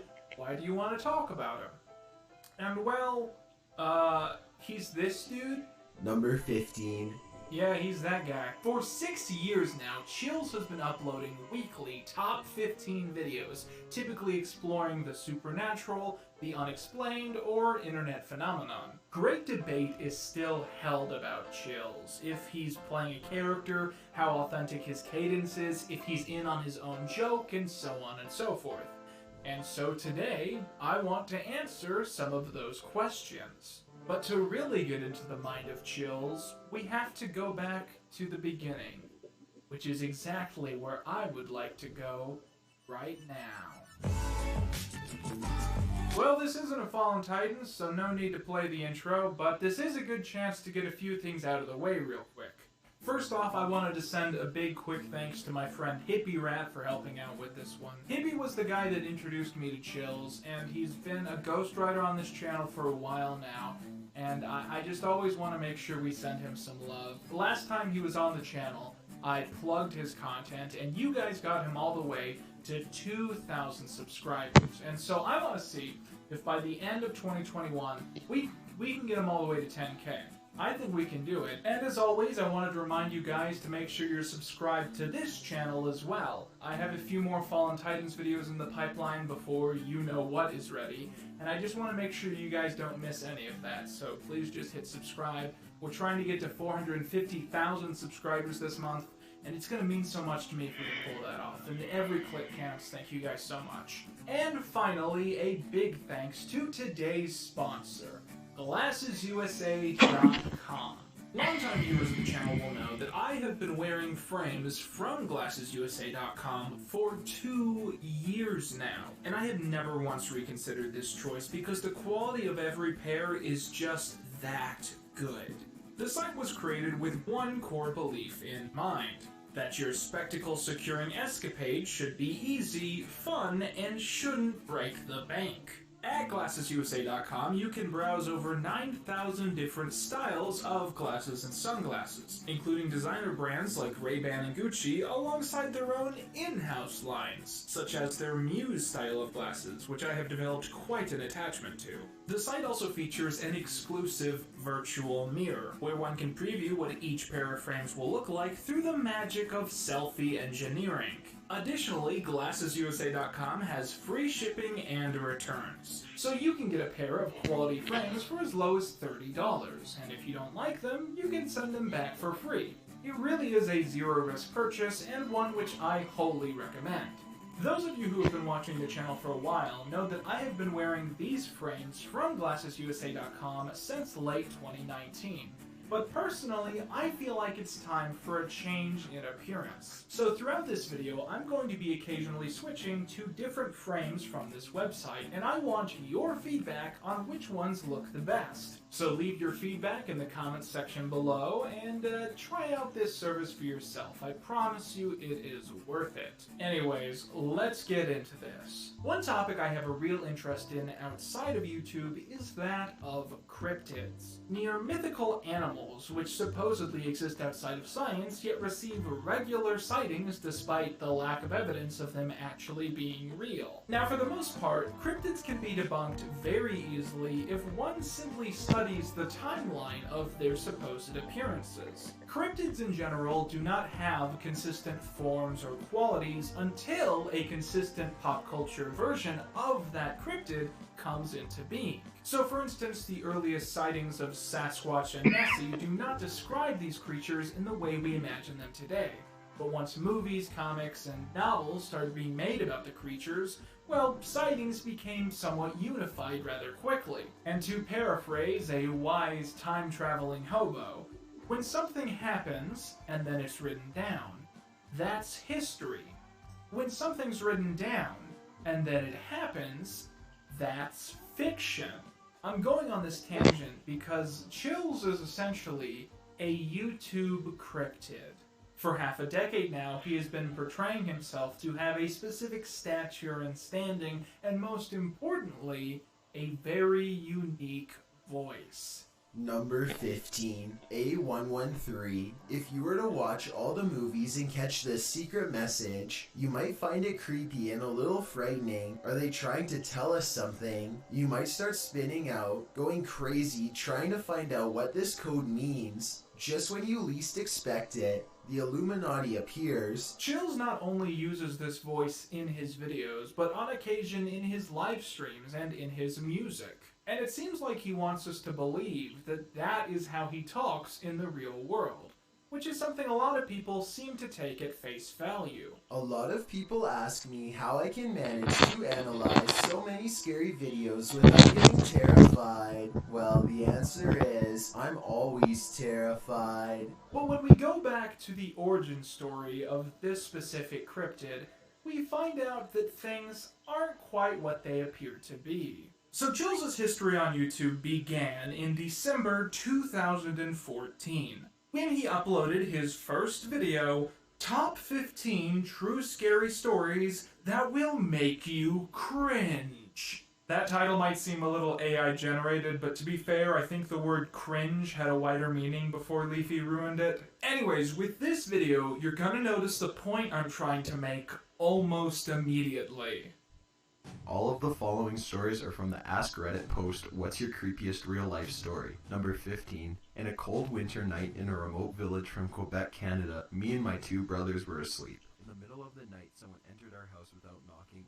Where's the goddamn voice, man? Yes, when Chills first started posting to YouTube, he did it with an entirely normal cadence. Throughout the next several years, alongside having other guest voices on the channel, Chills' online persona would eventually start to shift little by little until he eventually became what we know him to be today. Number 15, the Game Boy camera. Number 15, Candle Cove. Number 15, Mothman. Number 15, my psychotic brother. A few years ago, my brother went crazy, stabbing my sister and attacking my parents before the police were able to subdue him. This is going to be a consistent theme with Chills throughout this video. While we typically presume that he's acting in good faith and his persona is authentic, we inevitably have to begin to question if that's actually true. Now, when Chills first started to make content, he was what I would call a Reddit content farmer. This means that instead of doing his own standalone research and trying to look into these topics, he would find an r/ask Reddit thread with stories that were interesting from Reddit users, and he would read those out verbatim, literally with the stories still being in the first person. Number 15, I wake up to find my 3-year-old standing by the bed, staring at me, inches from me with a huge grin on his face. He's hiding our largest carving knife behind his back. Number 14. You stick one image up for every story you read, you put some creepy music in the background, and boom! You got a video with 10 million views. My favorite thing about when he would do this is he wouldn't always stop to clarify that he was reading someone else's stories, meaning it's really fun to watch these videos and pretend that all of these things actually happened to him, like you're reading through some kind of really shitty dating profile. Number 12. When I was 9, my parents split up. I'm a manager at a cell phone store. I have a ghost that occasionally visits me in my sleep. I worked at Walmart as an assistant manager. When I was a teenager, I was big into skateboarding and building ramps and shit. I was first abducted in 1987. I was 12 years old. Saw a drugged out woman take a shit right on the little girl's toy aisle. My wife died 10 years ago. A couple years into running Top 15s, Chills made a second channel called, well, Chills. The idea of Chills was that it contained lists that didn't go as high as 15. So he did top 11 lists there, he did top 6 lists there, you get the idea. By that time he also started to avoid just reading out Reddit posts verbatim, but he still maintained the aesthetics of a channel that was still doing that. Now Chills was popular for a while, but things really exploded for him in November 2015. when he uploaded Top 15 Mysteries Solved by 4chan. Number 15, Burger King foot lettuce. The last thing you'd want in your Burger King burger is someone's foot fungus, but as it turns out, that might be what you get. Okay, so I'm going to avoid talking about this Burger King thing for too long, because I've found that as a YouTuber, there's a limit to how many times you can analyze feet in 1 year before it becomes a mental health hazard. And I'm already working on a Bigfoot video and an iCarly video, so... But it is worth quickly explaining why this was so inexplicable and why the meme grew to every corner of the internet. You see, there is this element of top 10 videos that most of us take for granted, and that is the video intro. If I run over to Matthew Santoro right now and I click on a random video, he's gonna say something along the lines of, before the development of vaccines, hundreds of millions of people died prematurely from diseases that had no cure. There have been a number of accounts throughout history of people discovering portals to another reality or dimension. The world is already filled with amazing creatures that look like they probably shouldn't even exist. Like a hippo. What is that? Here's this concept, here's what that means. In this list, we're going to be looking at the top 10 blah blah blah blah blah blah blah. Now the thing with Chills is, when he first started uploading content, he apparently thought he was above that. Chills presumed that the title of the video and the clickbait functioning correctly meant that he didn't need to introduce the concept, and so he would just go immediately to the top of the list. This meant that if you weren't paying 100% attention to whatever you were clicking on, if you were just kind of searching out the weirdest looking thumbnail, you would be exposed to some extremely weird sentences completely out of context. So the reason this clip went viral is that for 7 million people, when they clicked on this strange thumbnail, the very first thing they were exposed to was... Number 15, Burger King foot lettuce. Now, I'm sure you'll be surprised to find out that fast food feet fodder is not the main output of the Top 15's channel. If I were to try and prescribe a specific vibe to the majority of Chills' content, I would pick videos you regret watching right before you go to bed. So he would cover topics like ghost encounters, strangers looking in through windows, unsolved murders, that kind of thing. Anything that might make you reconsider if it really is just the wind making that noise. On that note, my favorite videos that Chills has done are the ones which are completely off-brand. For instance, Top 15 most satisfying 1000 degree knife experiment videos. What? Number 15, wet sponge. The scorching hot knife is pressed against the sponge. Yeah, remember these? Remember when YouTube was like nothing but these for like 2 weeks straight?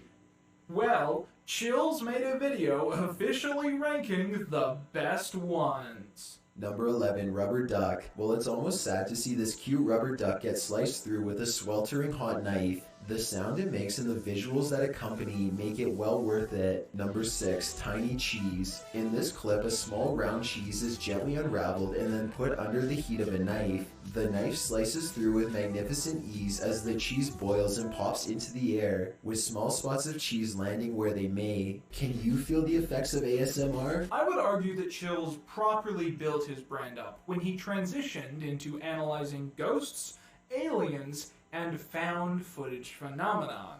I think it's entirely possible that you guys saw some of these videos back when they came out and maybe just don't really remember them. Top 15 scary ghost sightings caught on camera. Top 15 scariest creatures ever seen. Top 15 scary paranormal activity caught on tape. Top 15 scary mysterious creatures caught on video. Top 15 videos even Batman can't save you from. You get the idea. These videos are all basically the same. Chills will find a photo or video from the internet with a supposed ghost in the background or such, and he analyzes it at face value. And I mean always at face value. Here's an example. In his video, Top 15 Mysterious Videos That Need Answers, Shields analyzes aerial footage of a man fighting a horde of zombies. Now, this is a video game trailer. It is a marketing stunt released in the late 2000s for the video game franchise Stalker. But Chills, in all of his wisdom, presents it as if it's almost certainly true, and that zombies probably secretly exist. This aerial footage was taken during some sort of late-night raid, though the exact location is currently unknown. A military helicopter tracks a lone Russian soldier as he flees from a group of crazed people. There's a principle of thought that I imagine a lot of you have heard of called Occam's razor. It basically states that when you have a series of possibilities laid out before you, the one with the least complicated factors is probably the most realistic. For instance, if I see a mysterious shadow in my house and I decide the possibilities are A, it's a ghost, and I'm the only person to ever authentically encounter a ghost. B, it's an alien, and aliens have developed interdimensional technology and are trying to break through into my basement. Or C, as my roommate Greg, he might have gotten home early, then it's probably just Greg. Chills seems to operate his videos off of the complete opposite theory. When something is presented to him, he almost always presumes that the most sensational option is the one that is the most logical. Aliens, Bigfoot, interdimensional demons, all of those things are more likely than Greg getting home early from work. There's a couple videos I come across where Chills will present something which is clearly just like a guy walking around, and he immediately insists that it has to be something paranormal. As he pulls up, this large humanoid figure is caught on dash cam. The head, hands, and feet are white, but the body looks brown. Tell me if this is an unknown creature or a friend in a costume. Breeding this sort of manufactured lack of clarity seems to be extremely important to him and his content. In this video, some guy green screens like a ghost girl sitting across from him, and Chills circles the girl. Like, yes, Chills, I noticed the girl from the ring suddenly being in this video. You don't need to circle it. Chills also has a tendency to not properly challenge or debunk the material that he presents. For instance, one of the many videos that he's analyzed in the past has been this clip of a home that is supposedly being haunted by a grandmother. Now, the thing that has always stood out to me about this video is just how easy to fake everything is. For instance, when this rocking chair quote starts moving on its own, it's literally within arm's reach of the cameraman and out of shot. But when Chills analyzes this, the only thing he questions is like a weird smudge on the wall that looks like a ghost. Here it is again if you missed it. The obvious explanation is special effects, but the answer no one, not even Gem Parks, wants to accept is that this could be the twisted incarnation of his grandmother. Another example is in his video about unexplained Disneyland mysteries, where he shows what seems to be a 3D rendering of a train falling off its tracks, and seems to not even consider that it could be fake. Though I haven't been able to find any additional information, since it cannot be confirmed if it happened at a Disney park or not, my guess is that the video is from an unrelated amusement park.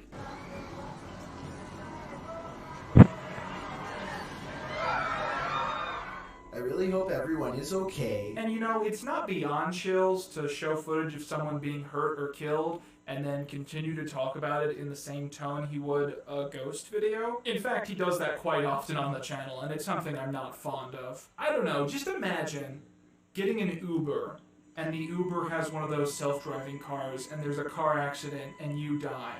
And then some YouTube fuckboy makes a video about you, and they call the video 10 scary videos taken before reality hits. Oh yeah, reality sure hit when I died in that car accident. But besides from the few examples of him doing that, Chills' content can primarily be boiled down to him presenting viral videos and stunts that probably aren't real entirely at face value. And I do not know how he introduces some of these videos with an entirely straight face. I bet you can't handle these scary videos without getting freaked out. Number 3. Julie, Kelly, Emily, and Liz are the ghost moms. One of the weirdest things he's ever done to me is when he presented this footage of a girl on the subway covered in blood, squirming around. Now, to me, with this particular viral video, there was always two main possibilities. Number one is that this girl is having an episode and she needs to be taken to the hospital and probably given psychiatric care. Option number two is that this is just some theater kid bullshit. And let's be honest, it's 100% the second thing. This is just some theater kids who were bored on the weekend and decided to make like a crappy zombie movie. But the weird way that Chills analyzes that clip is he not only presumes that is 100% real, but he starts talking about the girl like she isn't human? The two friends are talking about how they can help this poor creature. It's hard to tell whether she is a possessed creature or just delusional. And like, even if this video is real, which it isn't by the way, but even if this video is real, this is a girl that needs help. This is a human being. I don't understand what you gain by using language like, this poor creature. It's just such a weird choice to me to remove humanity from a situation just to give it more of like a jump scare energy. So every time I do a video like this, where I analyze some topic from like a skeptic angle and I try and debunk some misinformation, I feel like there's always a moment where we all kind of go like, wait, they really believe that? So like when the guy in the 2012 documentary thought he had found Atlantis in the middle of a random forest, or when History Channel thought that a photograph of one of the Three Stooges was actually a picture of an elderly Adolf Hitler. Like that arena of stupidity, you know what I mean? And it might seem like we've already hit that point a few times throughout the course of this video, but I promise you that the next thing we are going to look at is absolutely next level. And in my opinion, this is the most perplexing thing that Chills has ever put in one of his videos. Number 9. Jake Gardner was walking around the woods during his lunch break one day in La Crescenta, California, when he heard some strange chirping noises in the trees above. So he took out his cell phone and started recording what he thought could be his last moments alive. He didn't see anything, but he couldn't shake the feeling of impending doom. When he went home, he was able to make out this strange figure on camera. Honey? That's a leaf. He was able to make out this strange figure on camera. That is a tree appendage? On camera. That is a tree appendage? Those are usually attached like that. They go on branches. The mysterious sighting was interesting enough to make the local news. Wildlife officials admit that this appears to be some sort of ape-like creature. Who said that? Give me names. Give me official names, because whoever said that needs to be stripped of their titles. I am not trusting forest fire prevention to someone who thinks that this and this are the same thing. Let me know if you agree with their assessment, or if you side with the people who say that it could be some kind of rare creature or even a genetic experiment. Okay, so legitimately guys, sometimes I make a video to prove a point. Sometimes I make a video because I have a thesis statement I want to share. Sometimes I make a video because one thing bothers me so much that I have to vent about it to someone. My friend Hippie showed me that video about a year ago, and it has been lodged in my brain ever since. And so I've been sitting here wondering, this whole pandemic really, does Chills not know better? Or is this all just like a bit he's doing? Is this all a grift? Is this all a ruse? And shortly after Hippie showed me that, we found another video that seems like it answers every single question that we had. Siren Head sightings are being reported all over the world. Siren Head's first sighting was in the Arizona desert in the 60s. The next sighting wouldn't be until the 90s in Tanyard Creek, Arkansas. And now in 2020, Siren Head seems to have awakened from its 30-year slumber to stalk and hunt once again. So for those of you who don't know, Siren Head is a fictional character created by a guy named Trevor Henderson. He's similar to Slender Man in that he's like this creepy figure that supposedly shows up in videos and images, but it's all like an internet thing. We all know that he is a creature of fiction. So what Chills does in this video is he presents a series of viral fan-made clips of Siren Head sightings, which all look absolutely fake. And in every case, he tries to play up the plausible deniability of them maybe being real. At the end of the video, he even presents the original Siren Head sketch, which made it famous, and he somehow pretends that it's actually a real photograph? Like, calm down, son, it's just a drawing. And to me, I think this one is an example of him going, like, too far with the character, to the point that it's so obvious that no person can actually believe what he's saying. And so the big question is, why would he do this? Why would he make this obviously completely off-the-rails video about Siren Head? And well, if you were paying attention at the time, one... Siren Head, Siren Head, Siren Head. Mike, my son, Raphael, he's in trouble, and I gotta get him out of Mexico. Touch me and I'll kick your ass. Siren Head, look around the corner, you gon' wish that she was fucking dead. Mama told me not to go out by myself late at night. Siren Head looking why he wanna take my life. If you haven't caught on, this is the hit rap single Siren Head, performed by Chills with the help of a YouTuber named Corpse Husband. About a year ago, Chills earnestly attempted to use his status as a one-off meme to convert himself into a rap artist. And he apparently made the original Siren Head video entirely to build traffic up to this song he released about the character. And these songs are something else, man. I got the foot lettuce, you got a foot fetish. Pockets full of relish, I bet you hella jealous. I'm the #1 scariest. When it comes to giving chills, I'm nefarious.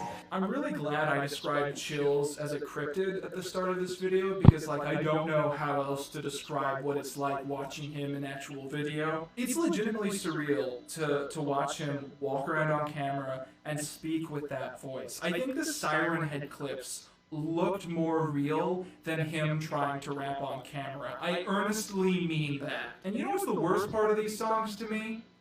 I feel like if one of these came up on like my Spotify shuffle, I wouldn't skip them for like 30 seconds. And in the Spotify world, that is a huge compliment. It's also a huge compliment in the YouTube world, by the way. According to my analytics, there's like 30 people still watching. Shout out to you guys. After his brief stunt in the music industry, Chills has mainly reverted back to his old gimmick of the same old creepy top 10 and top 15 videos, still hosted on 2 different channels. So the question we have to ask ourselves, now that we've gone through this entire voyage of this man's career, is what have we learned? And personally, I haven't learned anything. But if I were to pretend for a moment that that wasn't the case, I would say that Chills is a creator who is a lot more self-aware than people give him credit for. But he chooses to override that self-awareness in many cases just because he understands that he exists to fill a quota. And it seems like he spends a lot of his time now trying to figure out if he wants to play into the character that he's become infamous for, or if he wants to try and back away from that as much as he can. For instance, about a year ago, he stopped putting numbers in his videos. He stopped going, number 15, clearly because everyone thought it was funny that he did that. But on the other hand, back in December, he made another Siren Head video where he reverted back to inserting numbers like that. So I think his old brand isn't quite as dead as one might presume. You know, I'm not sure if I've made this explicitly clear recently, but I'm not really in the arena of canceling people right now. I don't think it's my vibe. It's not really what I'm going for with my content. So I hope that if Chills ends up finding this video, he can kind of laugh at it, you know, and have a good time. Because I just think his stuff is funny, and I wanted to share it around. Like, I don't want to start drama or anything like that. If you've gotten this far in the video, why don't you go down below right now and make sure you're subscribed. We're trying to get to 500,000 subscribers by the end of the year, and every person who clicks that button helps us along on that journey. I want to send a big thanks to Junglerat for helping me write this one, and all my Patreon supporters for reading the script. I want to send a big thanks to the animator that you can also find in the description. If you want to support the channel further, consider checking me out on Patreon. We have a bunch of stretch goals we're trying to get to that I'm hoping to preview in the next few videos. And if you're curious about the iCarly project, you want to know where I am with that and why that isn't out yet, I've been posting updates on Patreon, so if you want to be in the loop, that's the place to be. And of course, if you've liked any of the frames I've worn during this video, you can find all of those in the description down below. Support GlassesUSA.com because they support this channel, and they're a great service. They're my favorite sponsor, and I'm so happy that they've come back this year. With that, I've been Quentin Reviews. This has been my Quentin Quarantine, and that's all you need.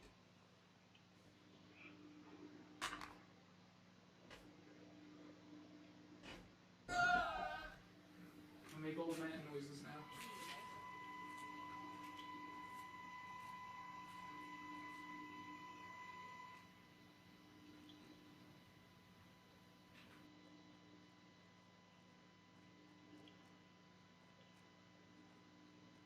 Glorious.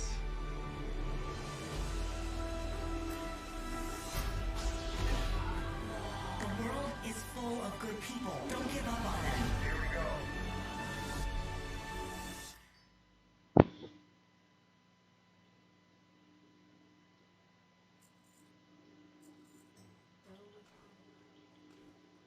This is for the dreamers. All the doers and schemers with side hustles galore. The I got nexters and the why not meers. And everyone hungry to make it on your own. You're ready to step up and turn that passion into a paycheck. To do something awesome. We're here to make it official. Start your business and keep it running with LegalZoom. LegalZoom, let's make it official.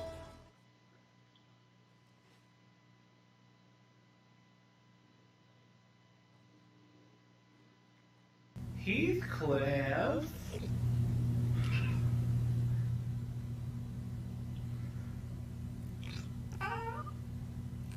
Oh, Heathcliff. 2.5 years ago, I released a miniature retrospective about Garfield the cat, one of my favorite characters growing up, who is now looked at as something peculiar by most people. Since then, I have continued to release other videos about niche topics in the Garfield iceberg, from movie adaptations to lost media. But there's one specific angle that I've never really tried to tackle before, mostly because it really isn't about Garfield at all. You see, for every action, there must be a reaction. For every yin, there has to be a yang. For every good, there must be evil. And for every Garfield, there is Heathcliff. Yes, these two cankerous orange cats are constantly cursed to tango in the public discourse. Like Batman and Superman, Mario and Sonic, and Dennis the Menace and Dennis the Menace. There's always been this lingering question in the air. Who is the superior tabby? The lasagna lover from Muncie? Or the other one? What's his deal?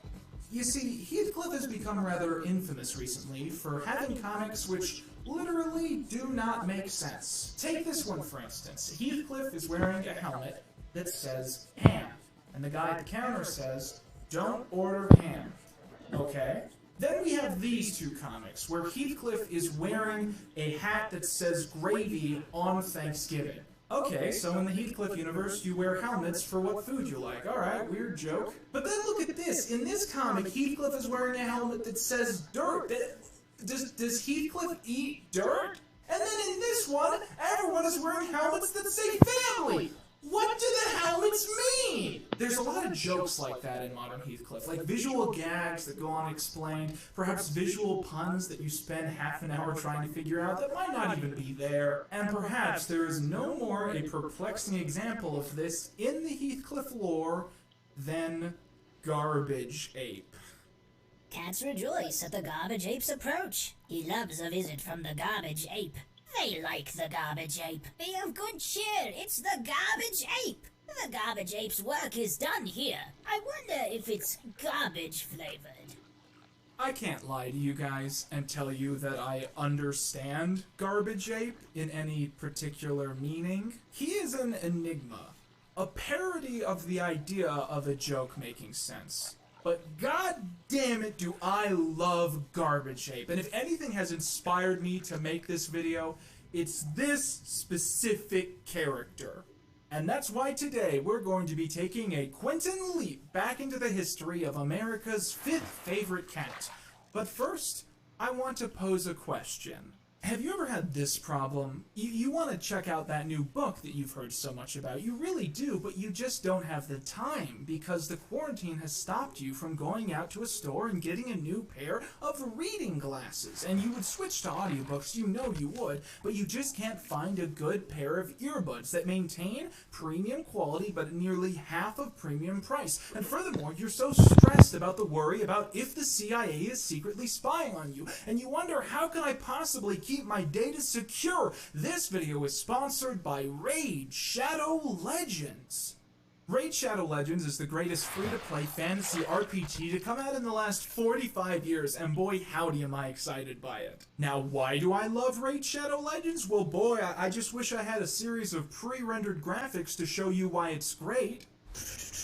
It's one game. The game is Raid Shadow Legends, but there's 2 ways to play, on mobile and on desktop, and 10 challenging dungeons with different enemies to fight and battle. This is my favorite one. 12 campaign locations across the map, 13 powerful factions to join and discover, like elves, and 460 unique champions, and 200,000 active clans to join, and 25 million players, and unlimited customization and endless strategies on how to play Raid Shadow. The video's over. Today is officially the 320th day in a row that I have been playing Raid Shadow Legends. I've gotten all my original champions and a couple others all the way up to level 60, and I'm training others to try and improve my team.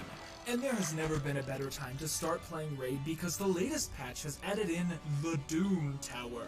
It's just a giant tower with 120 floors, a bunch of secret challenge rooms, and 12 seriously badass bosses to take on. Sorry for cursing, my fellow Christian gamers, I'm just really excited. And if you want to get a huge head start in Raid, all you have to do is go hit the link in the description down below to get a free Void Champion, an XP booster, 50 gems, some refill energy, and even an Ancient Shard as soon as you get in the game. If you sign up now, you'll also be able to get the free champion Bulwark, but you'll only be able to find these gifts in your inbox for the first 30 days. So act now and get on board with the epicness of Raid Shadow Legends. Also, don't forget to go down to the description and hit subscribe if you haven't yet. Just make sure you're subscribed. It means a lot, and if we can get to 400,000 subscribers by December 25th, then I'm going to do a review of Game Shakers or Fallen Titans Clippy or whatever I said, you know?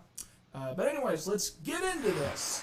George Gately was born on December the 21st, 1928 in Queens Village, New York. However, he primarily grew up in Bergenfield, New Jersey. Like Jim Davis, he found work at an advertising agency after graduating from college, but didn't find it creatively satisfying. So he began working on comics across the country. His early work includes Hapless Harry, about a large oaf who is subject to misfortune, and Hippie, a satire of hippie culture. But his most famous work would of course be An Orange Cat with Stripes. Heathcliff first premiered on the 3rd of September 1973 in a small collection of newspapers across the United States. The first comic is strange and vague out of context, but throughout the next several weeks, the strip would begin to give some insight into the status quo of the world being presented. Heathcliff is owned by an elderly woman named Mrs. Nutmeg, who is one of the only characters in the series who seems to generally approve of him. Her husband, Mr. Nutmeg, is usually depicted being quite fed up with his antics and very willing to get rid of him.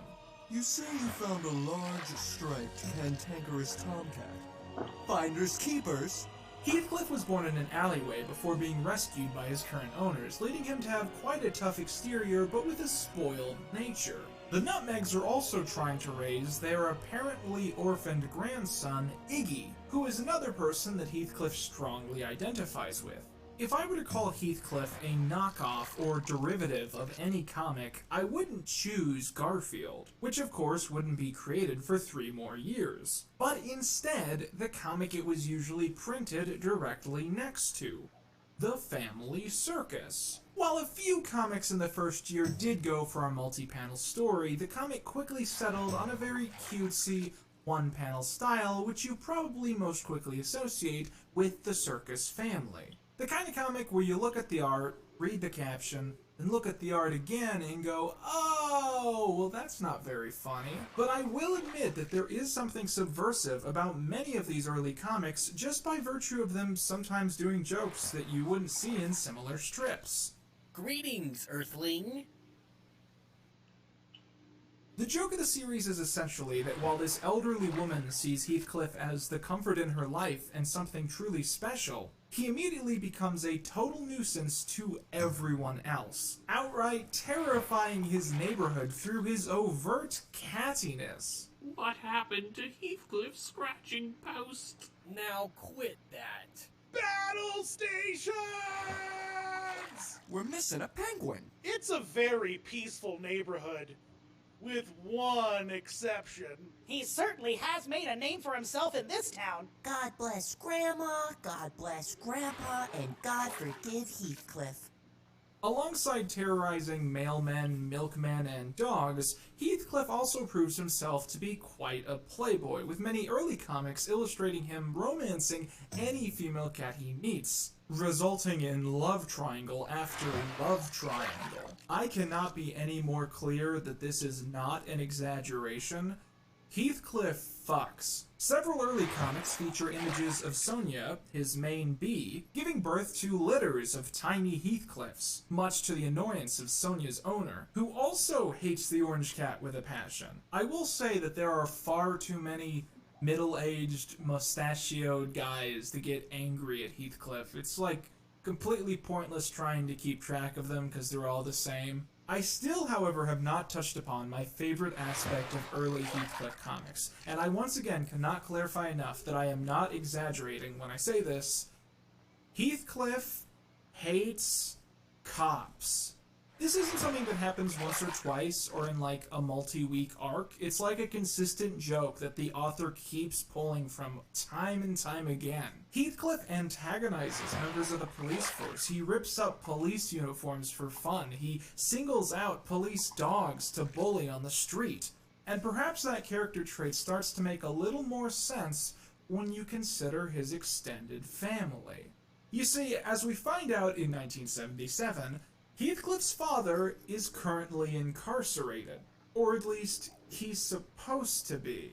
The implication of most of the comics with this character is that Heathcliff's father is supposed to be in prison, and he sometimes breaks out to see Heathcliff and then ends up going back.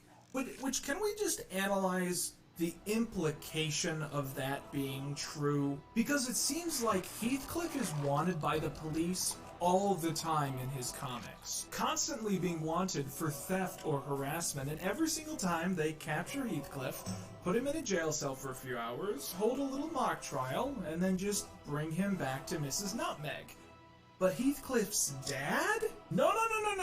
We're gonna take this goddamn cat off the streets, we're gonna put him in a tiny striped jumpsuit, and we're gonna put him in a maximum security prison. Think about how bad his crimes against humanity must be that that's the kind of treatment he gets. Keeping in mind that it's implied in numerous comics that Heathcliff himself has committed crimes much worse than just stealing fish. Level with me, KC. I hear you guys nailed Mr. Big. Thinking of expanding your territory again? He walks slow when he's packing iron. What about this $700 in your mattress? By the late 1970s, Heathcliff was widespread enough in the newspaper industry that he started getting some other brand recognition.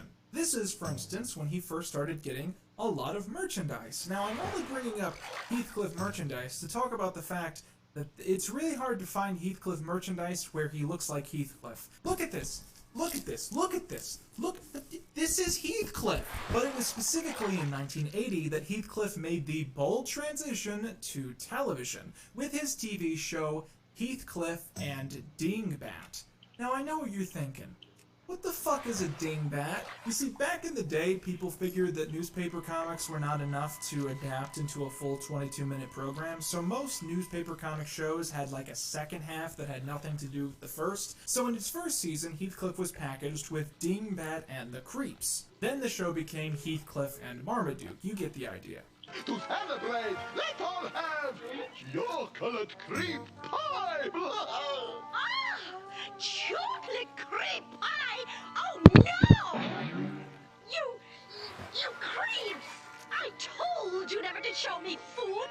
I think I made a blue. Now, the most significant change that happened during the adaptation of Heathcliff from a comic strip to a TV show is that the titular character gained a voice, and specifically was voiced by legendary actor Mel Blanc. You were observed robbing a fish market. But I've been home all day. My horoscope said it would be dangerous to go out. Yeah, well, I'm a Scorpio. We don't believe in astrology. But look, I got innocence written all over me. That's a likely story.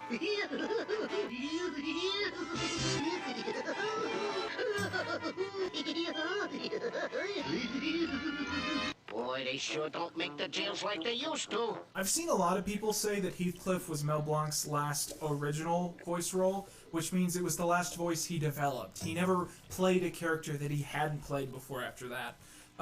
This seems like it's probably definitely not true, because with a voice actor that prolific, you'd figure their last original voice would be like Smurf number 12, you know what I mean?